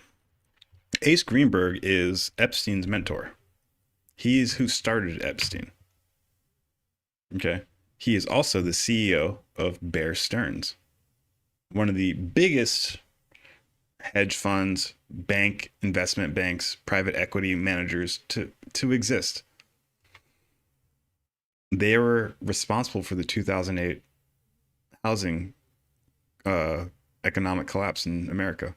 If you guys remember that, the housing crisis, that everything collapsed. So that was Bear Stearns. Ace Greenberg, CEO of Bear Stearns, he adopts Epstein. Hires him at 23. Hires him into Bear Stearns in 1976. Okay. Remember that. Ace Greenberg also started BCCI in Luxembourg in 1972 with Adnan Khashoggi, the crown prince we just pulled up for the people, Aga Hassan Abedi, and what? And Kamal Adam. Kamal Adam. Okay. Yeah. This flowchart here. Did you get this from Whitney Webb's website, Unlimited Hangout? No, I did not. This is actually the New York Times published this a couple days ago. Oh, the New York Times. Okay. I feel like I saw it reposted on her website once, but it was a little over my head, all the connections. Yeah, so this is going over it. 3 or 4 days ago. New York Times posted this. This is brand new, fucking legit. Oh, okay. Okay. I had to get behind a paywall, That's something like and the only it said it was archived once and archive IS by one person by Mike Pence, and I fucking got in it. Mike Pence archived nice. it. And the only reason I could see this is because a couple of days ago, so I'm the only second person. Shout out to Mike Pence. I'm coming through that door right behind him. So he archived this, and that's why I'm checking it out. Got me past the paywall because I'm not going to pay for that shit. So Jeffrey Epstein, age 23, gets taken under the wing of Ace Greenberg. And Ace Greenberg, remember, he started BCCI in Luxembourg with Adnan Khashoggi and the other two Saudis in Luxembourg. And then in 1976, 4 years later, they get taken into the Bear Stearns portfolio. So they officially become recognized on like Wall Street, on the Western Stock Exchange through Bear Stearns. And Bear Stearns starts managing BCCI's portfolio through Ace Greenberg. In 1976, that all happens. BCCI gets intaken by Bear Stearns in 1976. And at the same time, in 1976, guess what's BCCI gets created. Jeffrey Epstein gets hired into BCCI, Bear Stearns,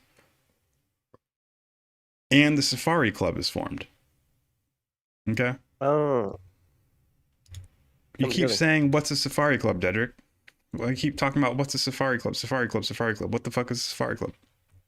The Safari Club was a covert alliance of intelligence services formed in 1976 that ran clandestine operations around Africa at a time when the United States Congress had limited power over the CIA had limited the power of CIA. So the CIA power got limited during the Carter administration. Everybody remembers Jimmy Carter as some lame president. Not really. He was quiet, but he actually, he was known for the Halloween massacre where he fired 30% of the CIA and cut their budget so they couldn't do shit. When that happened, all the directors moved to the Safari Club. They move their operations outside of congressional oversight. Because they knew if Congress can't say shit, if they can't oversee us, we can do whatever we want. So in 1976, the Safari Club was created. The Congress had limited CIA power after years of abuses, and they created the Safari Club to loophole congressional oversight. Does that sound a lot like the modern UFO legacy programs? That's interesting. You mentioned that. Yeah, that's they're always trying to duck that was- congressional oversight, because if they get caught, they're gonna get fucked. Plausible deniability, NSC 11 and NSC 10-2. The articles for plausible deniability were created.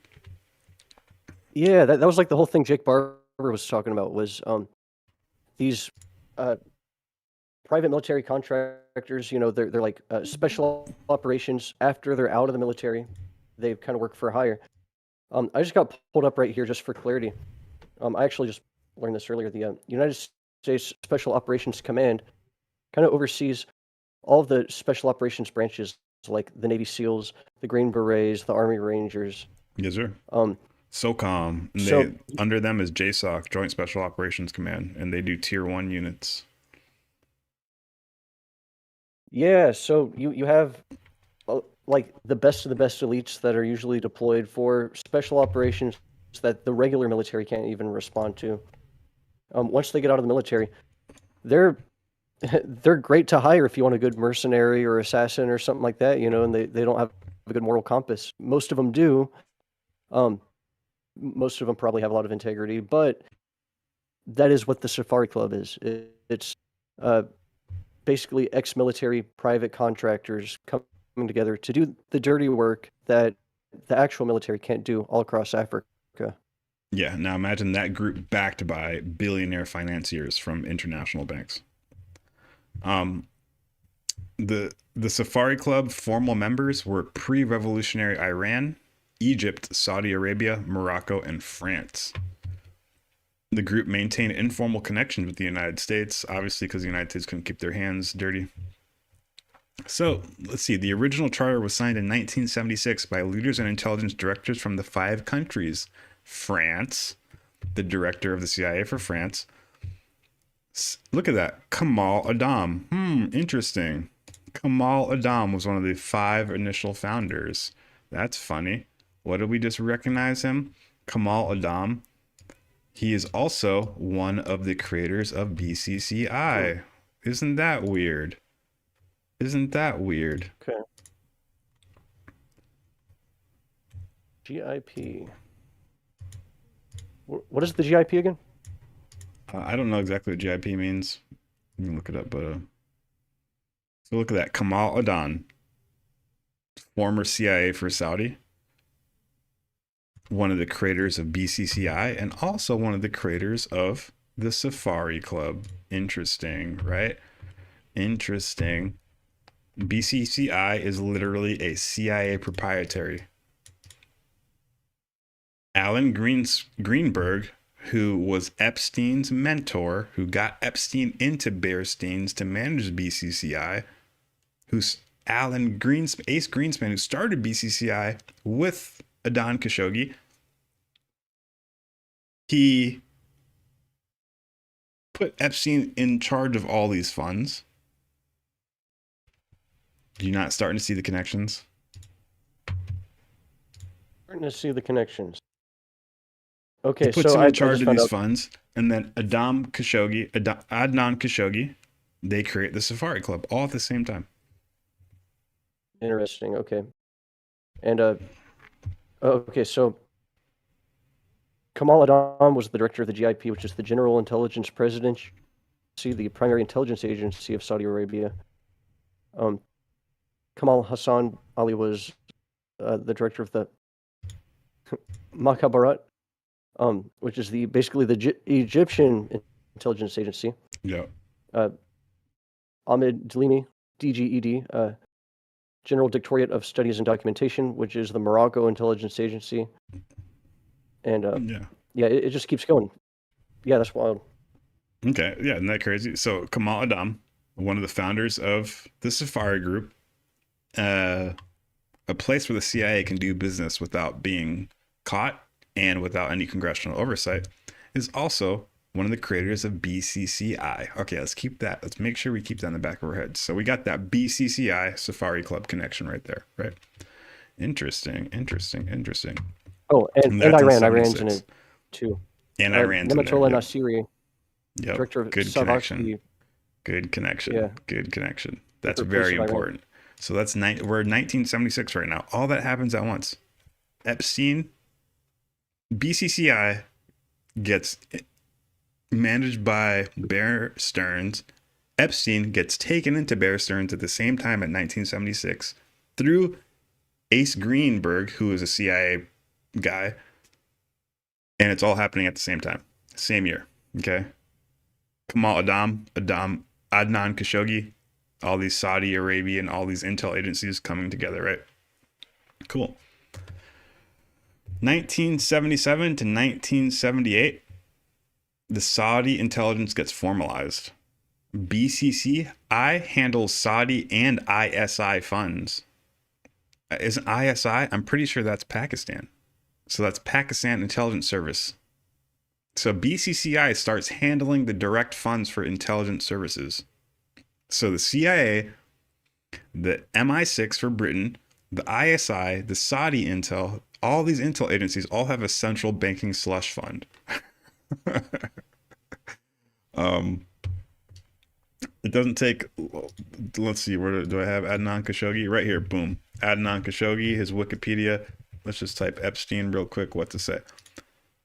During this pyramid, Khashoggi was a financial client and financier of Jeffrey Epstein. Jeffrey Epstein was his manager.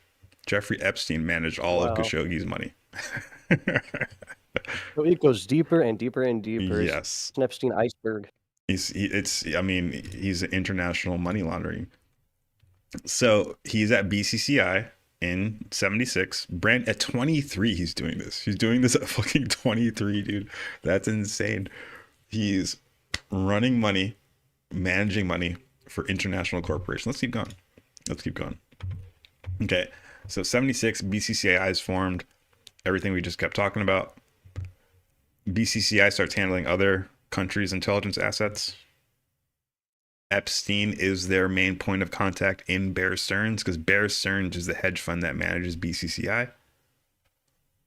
In 1979, the Iranian Revolution and the Afghan War begins. Remember that. Iran and Afghanistan.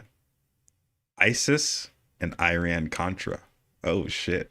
If you see the next thing, BCCI starts to finance jihad logistics. 1979, the CIA proprietary bank starts funding ISIS through Adnan Khashoggi, through the Safari Club. Got a little video for you guys. Check this out. A little glimpse into history. You still there, Magma? Your video froze. I don't know. Yeah, I'm still here. You're all right. Cool. I'll plug my camera. This is great. This is in 79 right here. 79, 80. This is some documentary. I don't know exactly what film outlet this is, but you literally see that the State Department, NSA, CIA, Zbigniew Brzezinski dropped out of a helicopter. Literally a U.S. guy in suits with a fucking suitcase of money, and guess who he's there to meet? U.S. National Security Advisor Brzezinski flew to Pakistan to set about rallying resistance. He wanted to arm the Mujahideen without revealing America's role. They literally say it right there. The spook gets out of an American helicopter in the hills of freaking Afghanistan and Pakistan. And he says, State Department Zbigniew Brzezinski wants to fund the Mujahideen without people knowing the U.S. is involved. Let's watch it for the people. U.S. National Security Advisor Brzezinski flew to Pakistan to set about rallying resistance.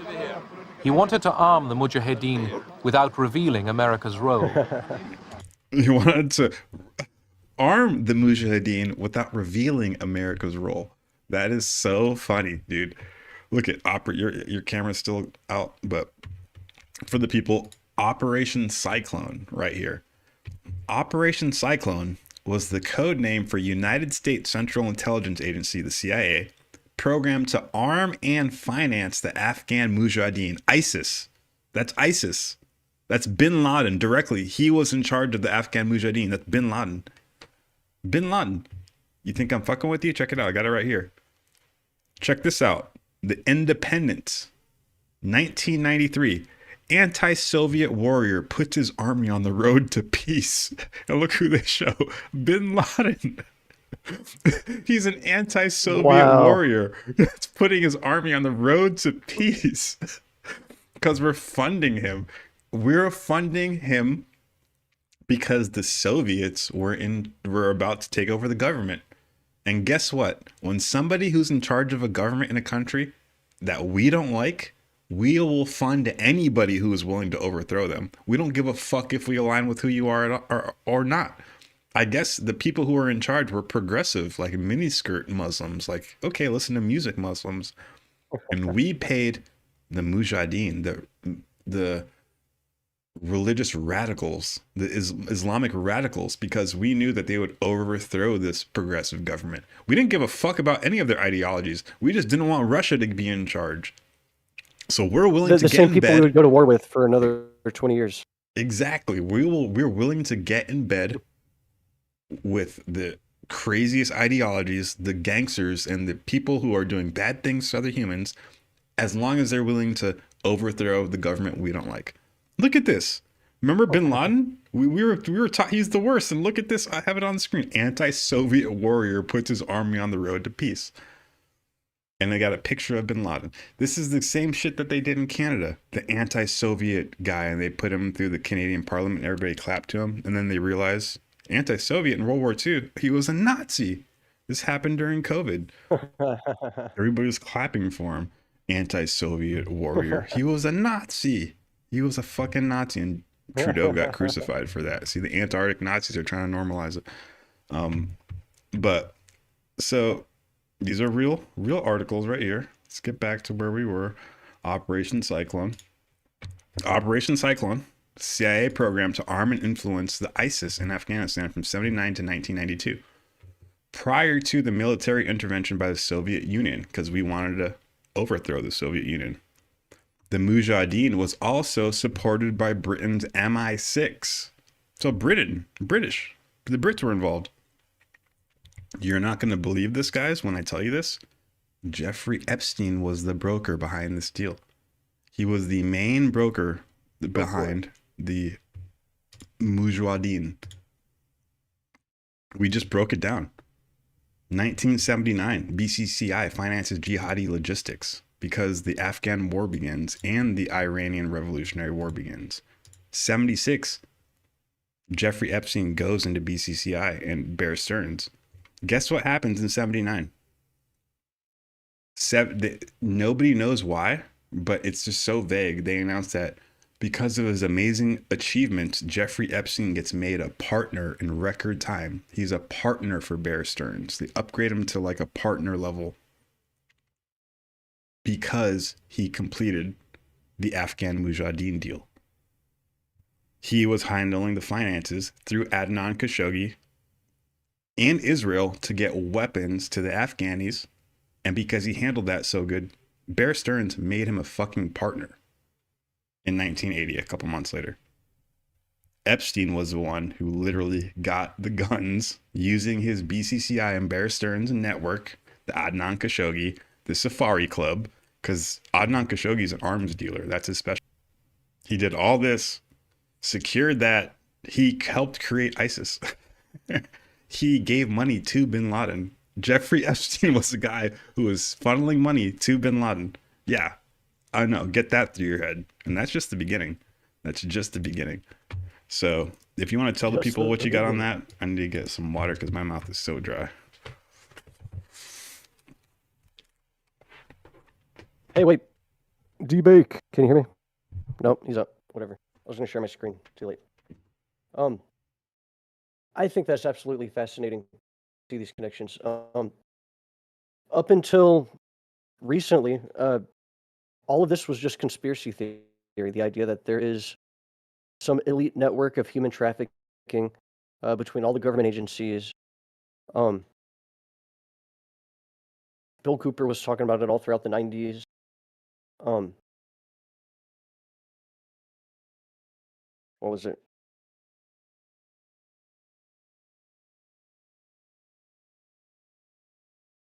Yeah, Kathy O'Brien. She wrote this book, Transformation of America. It's a very difficult read.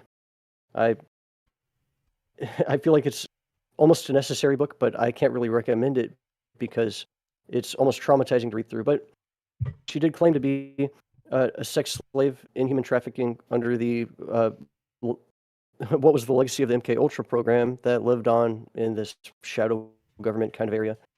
And that she lived through all of this. A CIA agent met her, got her out of it, and they went through recovery and all that. And she was able to kind of revert her memories to remember everything that happened. She wrote her book, published it in when she published it, 1995. And it all seemed so far-fetched. There's no way any of this could be true. Then, several years ago, the Epstein files breaks. We realized, well, just the concept of Epstein and this big human trafficking ring that could no longer be hidden anymore. It's finally been revealed. And all of a sudden, a lot of these whistleblowers and conspiracy theorists throughout the 90s and early 2000s seemed like they had a lot more credence with what they were talking about. It seemed a little more legit. D-Bake, I want to share my screen briefly real quick. Yeah, go for it. See. I know you've Big seen this. shout I'm out to sure the most of y'all have chat. seen this. Big shout out to the chat. And yeah, Mike Benz broke all this down, of course. Wow. Big shout out to Mike Benz. Yeah, look at that. Trying to get him on the podcast. Sexy. Look at that sexy picture right there. So that's a painting of Bill Clinton that was in Epstein's mansion on his island. And you got to ask, why would he have this image? And I know people have broken down the symbolism between the red shoes and the blue dress and who it represents and all that. But so the explanation was Bill Clinton was good friends with Jeffrey Epstein. They flew on the jet. He flew on his jet probably more than anyone else, the Lolita Express. But it goes.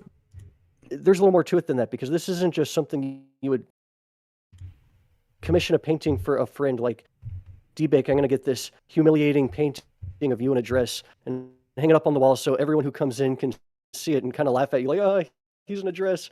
It's like kind of embarrassing, kind of compromising, and it kind of shows like Epstein had his boot on the president of the United States. Likewise, this one might even be more embarrassing. George Bush flying paper airplanes, sitting there like a little kid with these 2 towers of Jenga blocks knocked over. So basically, Epstein's accusing Bush as responsible for 9/11. He's got this painting up on his wall for everyone who comes through to see, and Epstein invited to his island all the most powerful elites, young global leaders, and all that. So obviously, George Bush Jr. would have been embarrassed about this, but what could he do about it? It's this idea that Epstein's almost bragging about the hold he has on the world's politicians, and just like, well, what are you going to do about it? I'm holding it all together. These secret deals between the mercenaries and the thugs and gangsters of all the nations, these private deals going on between weapons and opium and all that. And what are you going to do about it? You can't stop me. So it's pretty chilling. And then this actually just dropped recently on unlimitedhangout.com, an article about the Epstein files, and there's this image here. See if I can enlarge it. From left to right, Jess Staley, Lawrence Summers, Jeffrey Epstein, Bill Gates, and Boris Nikolic. You can see right there, there's Bill Gates. And that kind of explains why Bill Gates was so nervous in his interview. When asked about Jeffrey Epstein, he just kind of started choking up and sweating. He's like, well, he's dead now, isn't he? He didn't have anything to say about it because Bill Gates was compromised. You got to ask, when someone is that wealthy like Bill Gates, your company just takes off, You're perfectly positioned to become the most successful man in the world. Everything just works for you. This is why there's conspiracy theories about the Illuminati. And I feel like the Illuminati is a lot more nuanced and complicated than just slapping one label on it and saying it's just a secret society. It shows elements and patterns of secret societies, but so do all intelligence agencies. When you look at the history of intelligence agencies all the way up to the late Middle Ages, they all had that secret society element to it. The modern day intelligence agency is just like the next evolution of a secret society, because national security, it's secrecy. But it shows that these people are compromised, and that really is the iceberg. There's the tip of the iceberg. It got out, cat's out of the bag. There's a human trafficking ring. It's everyone's worst nightmare is true. And that alone is still just the tip of the iceberg, because like you said, they can do damage control and kind of just run with that. Like, yeah, this happened, and it was this one guy, Jeffrey Epstein, who was a psychopath. But the public, the New York Times and CNN and all that, probably won't go too deep into the fact that the U.S. government and every government is all tied deeply and intimately into this. Yeah. I think what we're talking about right now is exactly what they don't want the people to figure out. They want people just to be like, oh yeah, he was into underage girls, he's dead, whatever. No, he was over here overthrowing countries for the CIA. And apparently he had set up shop in like Angola and a bunch of African countries where the age of consent was like 12 to 14. And then he was kind of, you know, in order to get those politicians, it was okay to court them with 12, 14-year-olds. And you realize, oh, I can get blackmail if I bring other politicians to these countries because it's technically legal, and then record them, you know, gets fucking deep. But that's not what the episode is. We're trying to get behind the meat and potatoes, the base of what Epstein is and what he came to be. Because after doing all this, just trafficking like girls would be easy. He's good at hiding money and extracting resources. Girls that's different. I'm not saying it's bad. I'm not saying it's bad or good. I'm just saying like it's a totally different ball game just to get pretty girls to do what you want them to do. It's a different ball game to overthrow sovereign nations with freaking rebels against the government. Totally different. I think one would be easier than the other by a lot. I want to mention Octopus with No Friends. I see you in the chat. You're not wrong, and I feel like there's a strong distinction to be made between the average Jewish person in Israel, because yeah, Israel is compromised because they're part of the Five Eyes. They have an intelligence agency. Of course, they're in this. And you can't really say it's anti-Semitic to say that Israel, the state of Israel or the military of Israel is compromised, because every military is compromised, every government is compromised. The average civilians are protesting against this kind of stuff. But I have no doubt in my mind that every government that has shadowy figures in boardrooms is compromised. Well, yeah. I mean, we're going over it right now. All the big ones are, all the big intel agencies. So plowing ahead, keep on going. So yeah, 79, 80 to 82, Afghan jihad escalates. We're funding ISIS so that they can overthrow Soviets. And then 20 years later, they turn around and bite us on the butt. Or we use them as a boogeyman for 9/11 to invade the Middle East. We're not going to go there yet, but so Afghan jihad escalates. And then, if you guys know a little scandal in 85 that actually started in 81, through BCCI, the Iran-Contra scandal. For those who don't know about the Iran-Contra scandal, it's Iran-Contra. It's called Iran-Contra because Iran is one of the places we decided to do black operations in, and Contra, that's Spanish, contra, the adversary, the contrary, the contrarian, contra. The Contras were the rebel group that were against the government, the Sandinistas. So the Sandinistas were in control of the government, and the Contras didn't like them. So guess who we funded? We funded the Contras because we didn't want that government. So that's called the Iran-Contra.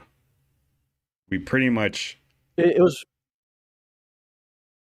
my understanding that opium and poppy seeds, like poppy fields, were a big part of that, right? Like people in the army would be stationed to just watch poppy fields um, in Iran or whatever, and that there's this whole drug trade going on that kind of went under the radar. So that's part of the reason why BCCI got shut down in 1992, because they were caught running drugs and guns. The CIA was using them to run a lot of drugs. So yeah. So this is what happened. The core problem with the CIA and the White House faced.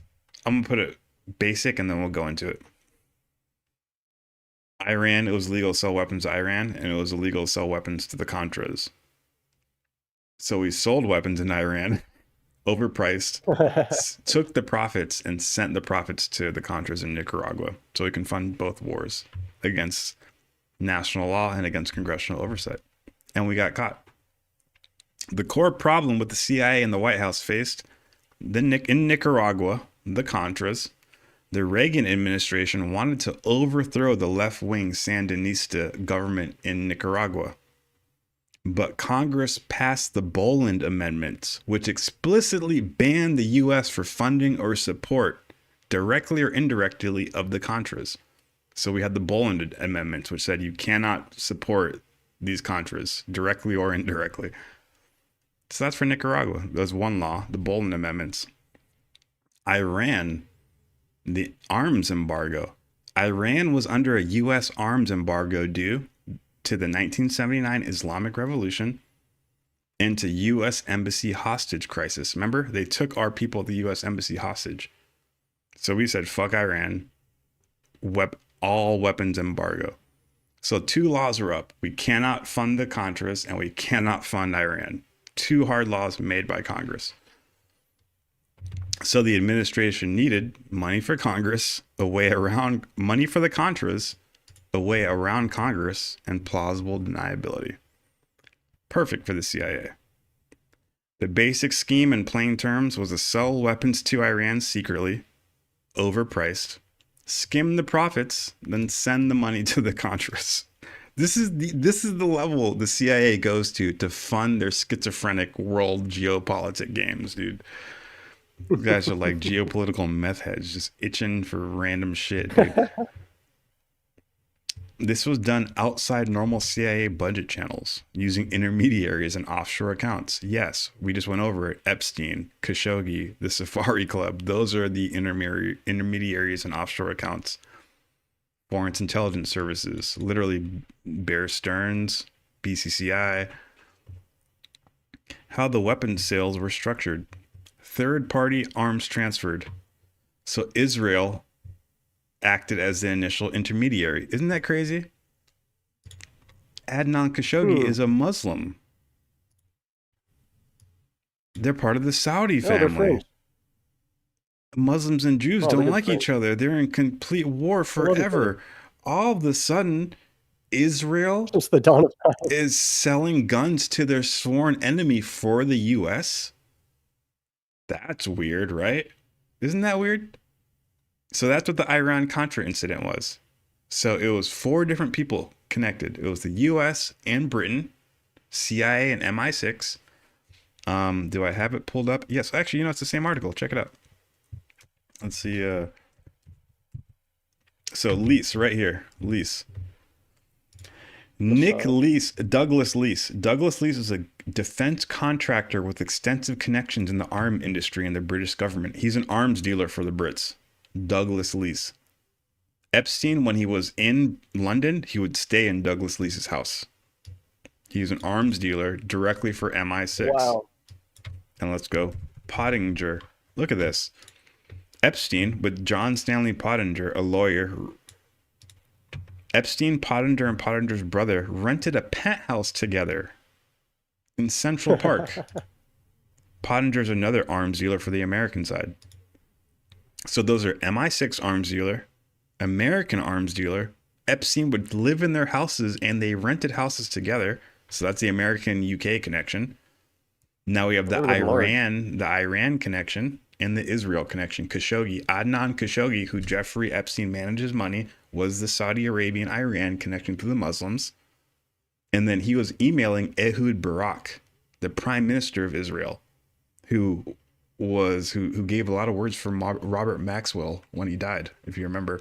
So this Ehud Barak guy, Ghislaine Maxwell's dad, when he died, Ehud Barak was the one who said he did more for Israel than any other agent. Oh, and that's a whole other story to get into. That's an these episode in all itself, connected. which we did cover in the past. But Yeah, we did cover Epstein's- that. or Ghislaine Maxwell's father ran.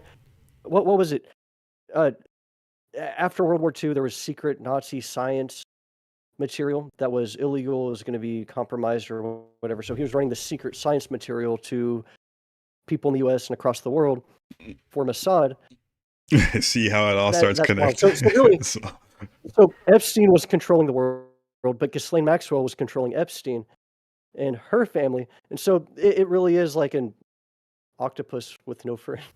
Yeah. Octopus. It's an octopus of Shout it's out an to the chat. octopus of control. Yeah, for real. If you like what we were saying, leave a super chat, leave a super thanks. Appreciate that. So this is it. So the UK arms guy and the American arms guy, Douglas Lease and Stanley Pottinger, Epstein's staying in their houses. They're living together. And then the Adnan Khashoggi, he's the Saudi Arabian, Iranian Muslim connection. And then they're running it through Ehud Barak, the Israeli. Israel is the actual one who gives Iran the guns. So Adnan Khashoggi and Epstein, they get their network, their Bernstein's networks, their BCCI network together. They funnel a bunch of money to Israel. And Israel, even though they hate the Muslims, they show up to the Muslims' door and it's like, hey, here's some guns. Whatever, turn around, disappear. Does that make any fucking sense to you based on all the political climates and shit like that? No, it should wake you the fuck up and be like, oh, the world, the stage, and we're falling for this stupid movie. It makes too much sense. That's the problem. Yeah. It explains everything. It's fucking, this is what I'm talking about. Planetary HQ, shout out to Mike Bentz. Shout out to Whitney Webb. We're here for the tinfoil, but we're talking about the real shit right here. So there's a connection. Pottinger, Lease, UK, US arms dealer, using Jeffrey Epstein as a middleman between Iran and Israel to get guns to Iran through Israel, two sworn enemies. That's what I'm trying to tell you guys. Epstein is a lot bigger player than you think. He didn't work for the CIA. He was partners with all of the intel agencies. He saw eye to eye with intel agencies. He didn't work for them. They needed his networks because the CIA needed to be off the books. And Jeffrey Epstein was that guy to keep their money off the books for funding ISIS, for funding the Iran-Contra incident. These are the two biggest scandals of the past 40 years, 50 years, huge scandals. And we're still suffering the repercussions with the Iraq-Iran war. ISIS, Al-Qaeda, Bin Laden, the guy who started this shit, who supposedly knocked down the Twin Towers. Literally, they just had a press article saying he's a freedom fighter through BCCI. You start to see what's happening, this international espionage war of covert operations. So the funny thing is, I think I have it down farther here. The way they would disguise financial transactions is through gas future, right here, commodity finance and mirror trades. And also future oil options, or oil futures. That's what it's called. I looked into it, I guess. I don't know it too well, but pretty much like if you're in your country, you can say you found like an oil reserve, and then I can bet for future options on that oil reserve. And I can bid on it, and someone else can bid on it, and we can keep bidding on it. And when we bid on it for future returns, we lose that money. We're expecting to get to the actual oil to make our money back. But if that person says the reserve, oh, it was bunk, sorry guys, you have to eat your losses because you bet on it. It's like betting on future oil reserves. And then they were using that and disguising arms deals as oil future options. So they were able to transmit cash, billions of dollars in cash from one country to another via oil future options and commodity mirror trades when they were really selling guns to each other. That's a different world. That's some that's high what I'm caliber fucking saying. elite, That's what I'm fucking elite saying, bro. shit right there. It shows that these people are walking in those circles with the global leaders and with these like wealthy billionaires, and that's just something like they can pick up on, like, hey, we could exploit this. Yeah. But it really is a different world that We should need to create 99% an of the international population banking BCCI, has no idea. and then we can do gas oil option future trading. Think about it. Oh my God, that makes perfect sense, Jeffrey. Let's do it. Send the guns to Iran. You know, Wow, isn't that wild? So there it is. it's insane. I mean, I didn't break it. I got that from Mike Bence. The chat. She watches episode 2. She's like, oh yeah, you're talking about what Mike Bence is talking about. But that's it. That's it. The Epstein mystery is solved. Who is this guy? Where did he come from? What is his background? That is the answer right there. There's no more mystery. Whoa, this mysterious figure. No, at 23, he joined Bear Stearns, started managing BCCI, an international covert CIA proprietary banking fund for international intel agencies and criminal organizations. Epstein got caught moving money for the Sinaloa cartel in Mexico. He started it in 23, when he was 23, and now that's how he got to where he is now. That's how he increased his portfolio. And I would say that the blackmail operation, it's a big deal because of the moral implications, but I don't think that was the biggest operation he was running. Not even close. You know, there's another little fact that helps all this make a lot more sense, and it's the fact that person with a normal brain feels empathy for human beings, and they structure their life around building a family and all that. But there is a certain type of human out there called psychopaths, and they're out there. They feel nothing for other human beings, but they're really good at hiding it, because from an early age they learn when they kill the family pet, everyone reacts like traumatically. That was a horrible thing you did. So they get really good at hiding their psychopathic nature. And the psychopath doesn't always display their behavior in criminal violence. They display plenty of psychopaths that don't kill people, but they're really good at hiding it. Their brain handles information pretty well because they're not weighed down by emotions. And so psychopaths naturally can rise up the ranks of politics, of business, become CEOs, corporate executives, and broker deals between nations. Yeah. And that's the Ghislaine Maxwell. They were psychopaths. It was love at first sight. You're a psychopath too. You just get me. And before you know it, they're up there, and they know how to put on a smile and shake a hand and say the right thing, so no one would suspect a thing. Except that the right people, where they show someone like, hey, you want to see my torture dungeon? Oh, yeah, I want to see that. And they're just like, oh, okay, like, hey, this guy's cool. He likes torture dungeons. Okay. Then you form a network of psychopaths. And I could imagine a market demand. You know, if you make a kids movie, Happy Feet, you know there's a market audience. So many families that are going to buy that DVD. So you'll audience for psychopaths. There's probably enough psychopaths out there with money across the world that if you can start connecting and forming a network, you can tap into that market and become filthy rich by marketing to psychopaths. There you have it, people. The bulletproof business plan from Magma. Marketing to the psychopath ring. So, let's turn the psychopaths into consumers. A commodity right now. Jeffrey Epstein, a foreign passport with a fake name, and his place of residence was Saudi Arabia. It was an Austrian passport that he used to travel around the entire world, and on it, his place of residence was Saudi Arabia. Interesting, right? So yeah, that's what I want. That's what I wanted to get people to realize. BCCI, Bear Stearns, Epstein, Adnan Khashoggi, Ehud Barak, the Safari Club, the international network of covert operations to do God knows whose agenda, you know? This is just the surface. You can go to every country and find out different operations that these people were doing. This is a smoking gun. This is actionable evidence. I don't get why people are talking about Epstein files and pictures. Why isn't the Department of Justice going through this? If I can do something like this and I'm just some fucking idiot YouTuber with a UFO channel, and I'm looking up the finances of BCCI and Jeffrey Epstein and connecting it to all of like government overthrowing, why isn't this being said on national news, on media? Okay, want to know what's funny? Let's before we wrap it up, because we're about to wrap it up right now. A couple more minutes, but check this out. Same video. U.S. National Security Advisor Brzezinski flew to Pakistan to set about rallying resistance. He wanted to arm the Mujahideen without revealing America's role.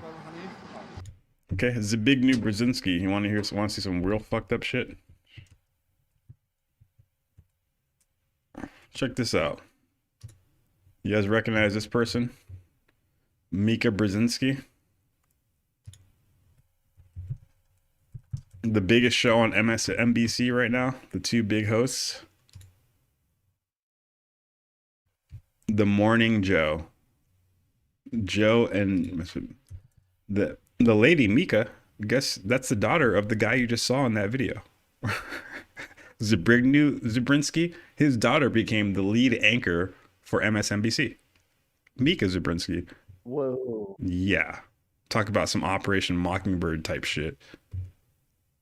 Whoa. The guy you literally just saw stepping off of fucking getting heloed into Pakistan to fund ISIS for top secret covert operations, CIA shit. His daughter is the main anchor for MSNBC. Yep. Oh, get that through your head, people.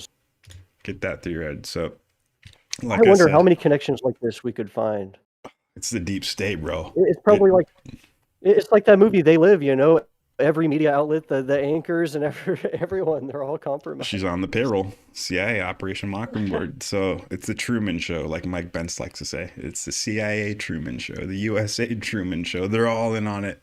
George Carlin said, it's a big club and you ain't in it. So, Yep. Fucking, I hope you guys like that episode. I tried my best to live up to Mike Pence standards. He paved the way. I stand on the shoulders of giants. Yeah, if you like what we're saying, hit that like button, hit that subscribe button. We're trying to get this information to the front page. It's going to take people like you, people like me, independent journalists, letting everybody know, hey, bro, this is the Matrix.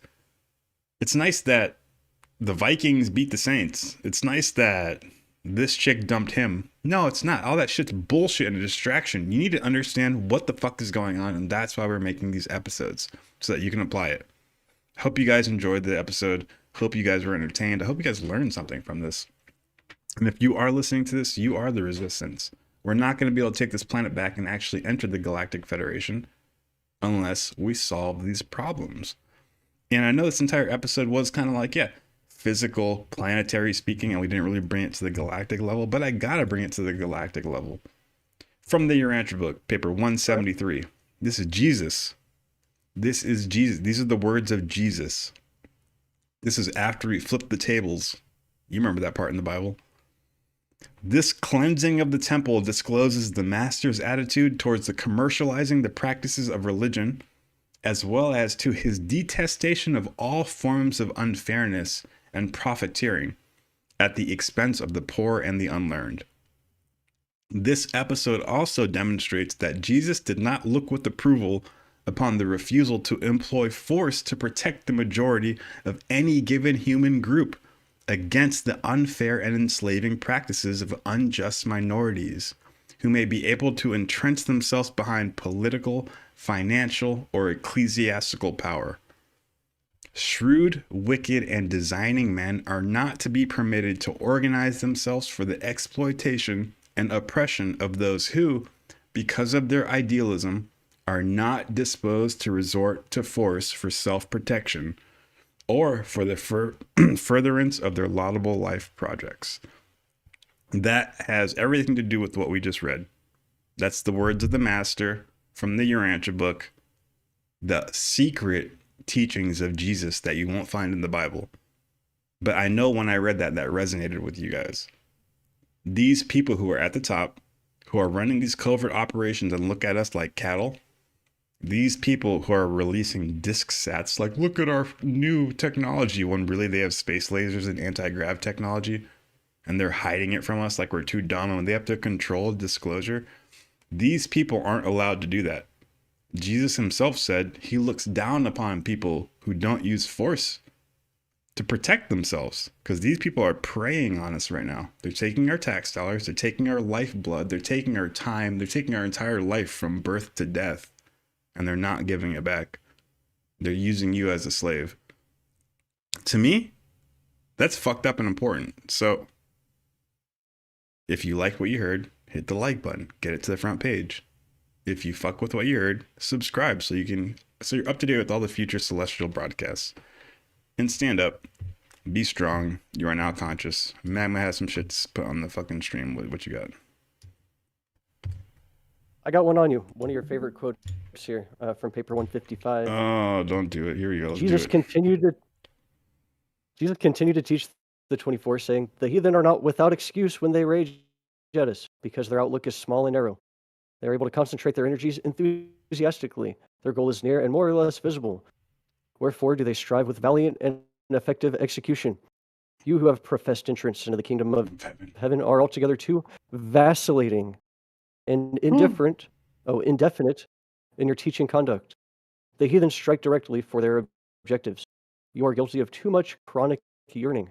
If you desire to enter the kingdom, why do you not take it by spiritual assault, even as the heathen take a city they lay siege to? You are hardly worthy of the kingdom when your service consists so largely in an attitude of regretting the past, whining over the present, and vainly hoping for the future. Why do the heathen rage? Because they know not the truth. Why do you languish in futile yearning? Because you obey not the truth. Cease your useless yearning and go forth bravely doing that which concerns the establishment of the kingdom. We got to do something about it. Amen. That's what I'm talking about. I think at the very least, us talking about it, doing research, connecting the dots, that's something. Why do you think we created the channel? Yeah, 100%. When I read that, I get pumped up. I get pumped up, man. Everybody thinks Jesus is so nice. Oh, when you talk, like, it's like they think that if you're not nice, all of a sudden, like, you're not in coherence with God. Where in the Bible and fucking the Urantia book that said, God, you need to be nice? It doesn't fucking say that. It doesn't say that anywhere. It says be true, good, and righteous. Jesus, plenty of times, gets pissed. He's like, what the fuck? Why does heathen rage? Because they know not the truth. Why do you rage? Because you obey not the truth. Like, how long am I going to be with you? Plenty of times in the Urantia book, Jesus gets really harsh, militant, talking like we do now. Like, hey, done, you need to do it. So, great quote. That's in the Urantia book. I hope you guys like the stream. Here on talking about Epstein to everybody. I want you to understand what's really going on so you can have the real conversation. And stay woke. Great. I got a crazy episode coming soon on the CIA tracking the genetic lineage of humanity and the alien hybrid DNA. It's going to be insane. I'm going so deep. I hope you're going to love it.